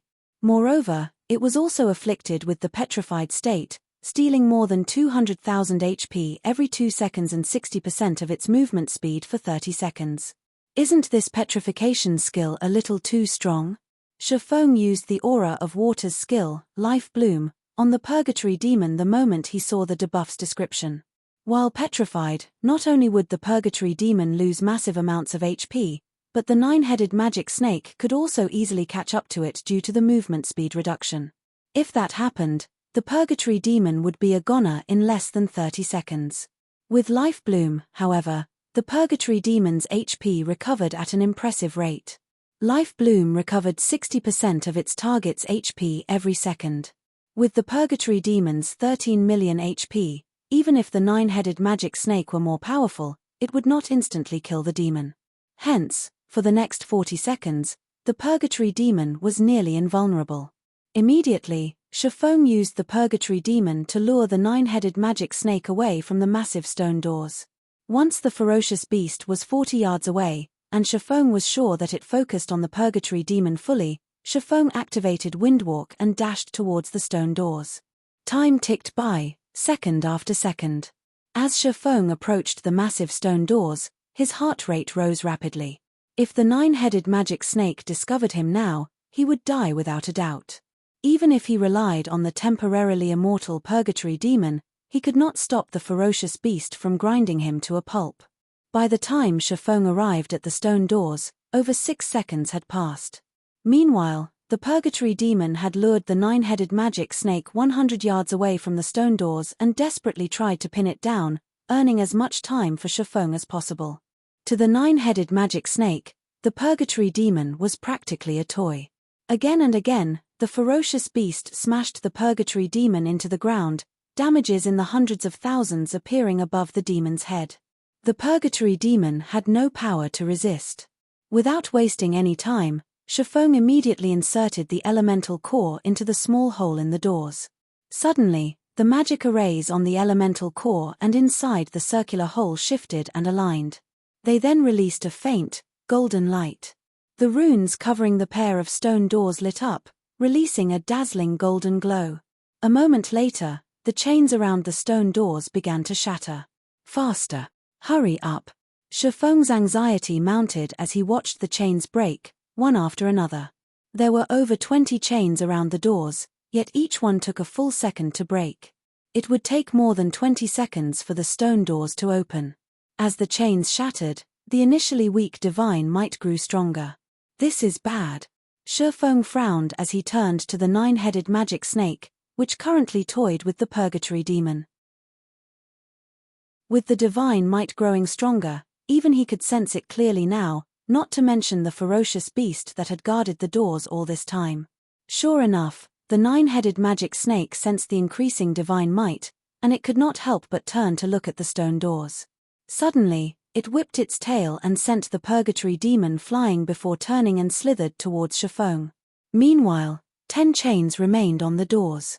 With the 9-headed magic snake's speed, it did not need that much time to reach him. With no other choice, Shifeng directed the curse demon to use the Tier 3 skill, Spiritual Blade, to attack the ferocious beast. Spiritual Blade was not just a magical attack skill, it was also capable of forcing its target into a confused state for 15 seconds. The skill could earn him enough time for the doors to open. This time, due to the stone doors being unlocked, the 9-headed magic snake did not bother blocking the Spiritual Blade. Immediately, the ferocious beast received over -300,000 damage, releasing a pained cry as its massive body slid to a halt. Its eyes glazed over slightly. Good. Shifeng unconsciously sighed with relief. Although the 9-headed magic snake possessed relatively high magic resistance, in the end, it was still only a great lord. A Tier 3 skill should still be effective against it. As the chains continued to shatter, the ferocious beast's glazed eyes gradually regained clarity. By the time the last 3 chains remained, the 9-headed magic snake woke from its stupor. It then released an earth-shaking roar, its cold, amber eyes suddenly turning blood-red. Widening its mouths, it fired multiple grey beams once more. The 9-headed magic snake had spat a total of 9 grey beams. Each one was more than enough to kill Shifeng instantly. Moreover, the 9 beams sealed off any path of retreat. Shifeng had nowhere to go. Immediately, Shifeng activated his replace skill. In the next moment, Shifeng's doppelganger lost all of its HP as it transformed into a grey statue. Following which, the doppelganger shattered, becoming dust that scattered in the wind. It could not resist the beams in the slightest. Seeing Shifeng vanish completely, the 9-headed magic snake shifted its attention towards the curse demon. Shifeng immediately directed the curse demon to escape. To the 9-headed magic snake, however, the curse demon was simply too slow. After the demon had taken a few steps, the ferocious beast caught up to it. With a whip of its tail, the 9-headed magic snake sent the curse demon into a stone wall, destroying over 400,000 HP instantly. In less than 3 seconds, the curse demon lost over 2 million HP. This is my chance. Shifeng realized that all of the chains had finally broken. He activated space movement and arrived before the doors once more. Stretching out his hand, he twisted the elemental core. As the elemental core produced a click sound, the massive stone doors gradually opened. Turning to take a look, the 9-headed magic snake froze. It had never imagined that Shifeng would appear again. Thinking that its previous skill had been too weak, all 9 of the Great Lord's heads stretched open their jaws once more. This time, however, the heads did not spit grey beams. Suddenly, a massive 3-fold magic array appeared above the stone doors. The sky suddenly darkened as black winds moaned. The massive magic array covered a radius of 300 yards, and even the distant purgatory demon and curse demon were within the ferocious beast's attack range. Shifeng's excited expression dropped. Shifeng had seen this spell before. The Tier 3 curse, Dark Gale. The curse was a super large-scale destruction spell that lasted 10 full seconds. At this moment, Shifeng had no defense against this spell. The 7 Luminaries ring was still on cooldown, so he could not switch to the Aura of Earth or the Aura of Illusion. As for Defensive Blade, the skill's block counts were not enough to block the Dark Gale completely. As the Black Gale tore at him, Shifeng said his prayers as he activated Defensive Blade. The wind devoured all life it touched. In the blink of an eye, the Defensive Blade's 9 block counts had been exhausted. Dark Gale had caused 9 instances of damage in just 1 second. Even with his Tier 1 defensive blade, Shifeng would not last 2 seconds. Meanwhile, the Purgatory Demon and Curse Demon each lost nearly 500,000 HP every second. The 9-headed magic snake's damage was terrifying. What a pity. As the black wind surrounded him, Shifeng felt somewhat disappointed. He was a thread away from opening and entering the stone doors. He had never imagined that the 9-headed magic snake would be so vicious to use a Tier 3 curse. Moreover, it was a super large-scale destruction spell. The ferocious beast gave him no chance. As the black wind swept in for a second attack. Suddenly, the threefold magic array in the sky began to disappear. The dark gale also dissipated into nothingness. Before Shifeng could figure out what was happening, the 9-headed magic snake cried painfully as its body rapidly turned into stone. It then shattered into dust and rubble. 3 shimmering items fell on top of the pile of rubble. The sound of a system notification suddenly reached Shifeng's ears. This is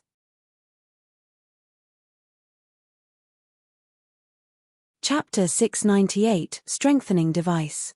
Chapter 698, Strengthening Device.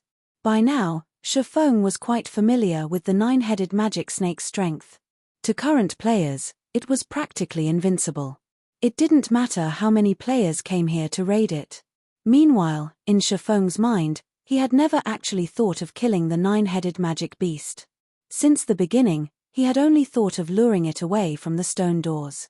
He had never expected the Great Lord to die.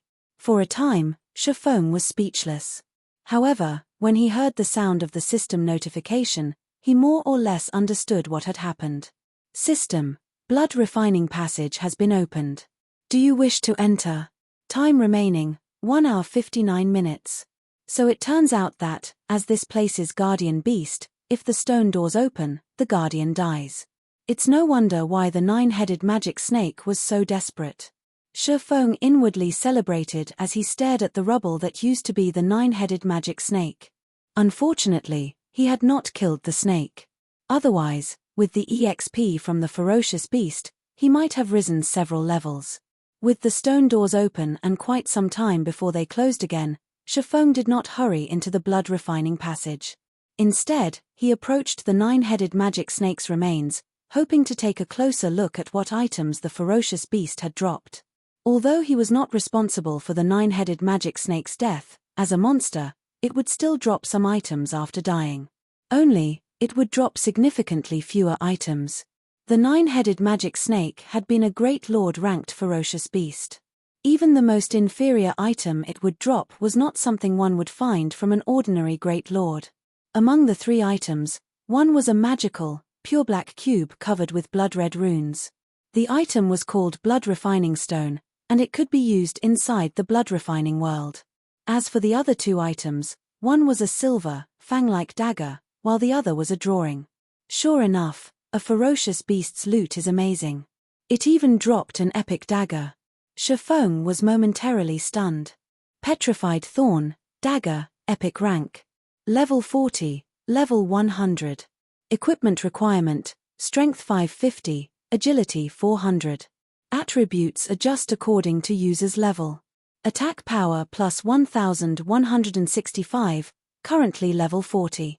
Strength plus 92, Agility plus 101, Endurance plus 60. Strength increased by 10%. Agility increased by 10%. Attack speed plus 12. Evasion plus 20. All skills plus 2 levels. Ignore levels plus 20. Ignore 20% of the target's defense. Damage from sneak attacks increase by 20%. Level requirement to equip all items decreased by 5 levels. Durability 300. Attacks have 30% chance to inflict petrified effect, reducing target's weapon damage by 10% each second and movement speed by 60% for 6 seconds.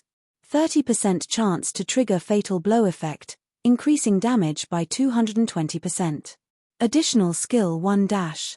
Devour magic, absorbs magic damage equal to 300% of user's maximum HP for 15 seconds.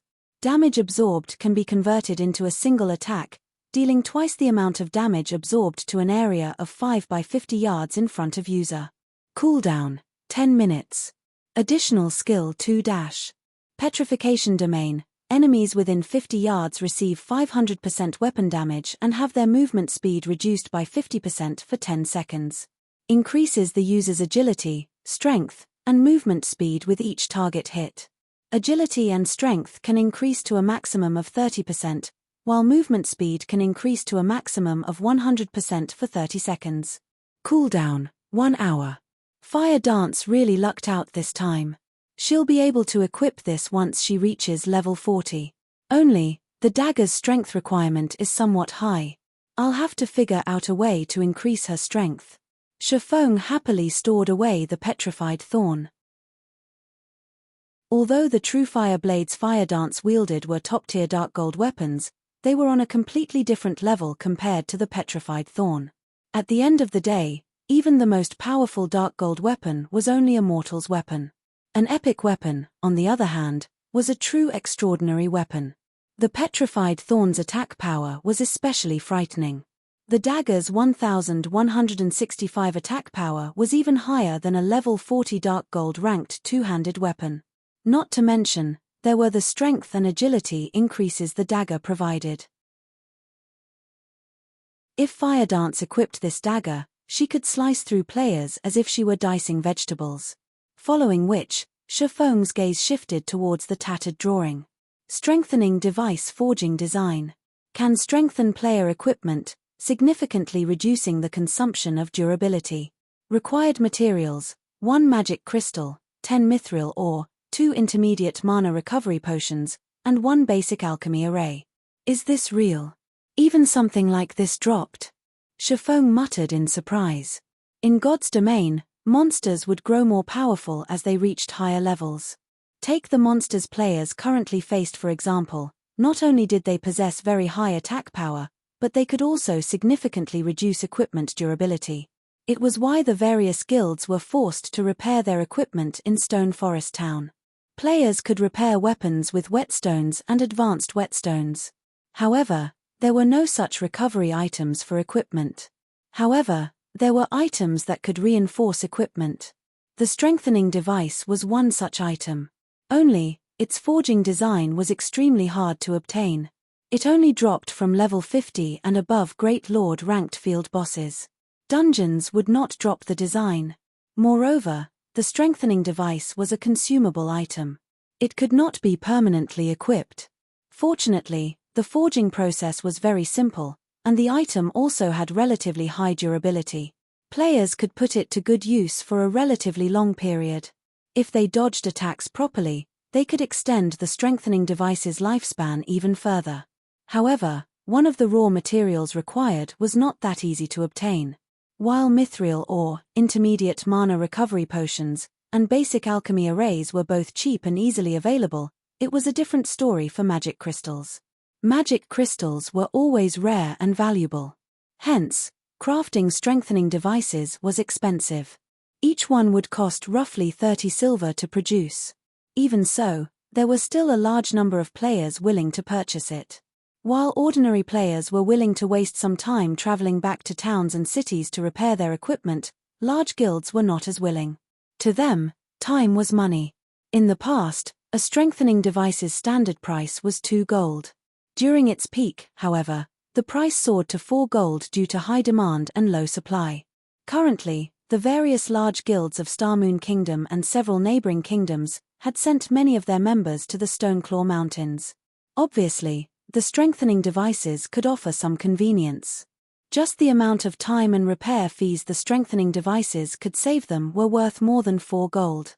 It seems I'll have to find some opportunity to grind level 50 field Great Lords. With one strengthening device forging design, I won't even be able to produce enough for the guild members. Shifeng suddenly thought of a profitable business idea. If he waited too long, the strengthening devices would not be as profitable. Just as Shifeng finished organizing his items and was about to enter the blood refining passage, he suddenly discovered over 100 unread messages in his inbox. Among them, over 90% were from Aqua Rose. There were also messages from Gentle Snow and Fire Dance. They had all sent these messages around the same time. After he had reached Mount Sogar's core, he had worried that he would get himself killed while receiving a message. Hence, he had blocked all calls and messages for the time being. What happened? Why are they so anxious? Shifeng wondered as he opened the messages. You're tuning in to the Celestial War YouTube channel. Don't forget to subscribe and join us on this journey to catch the most captivating stories,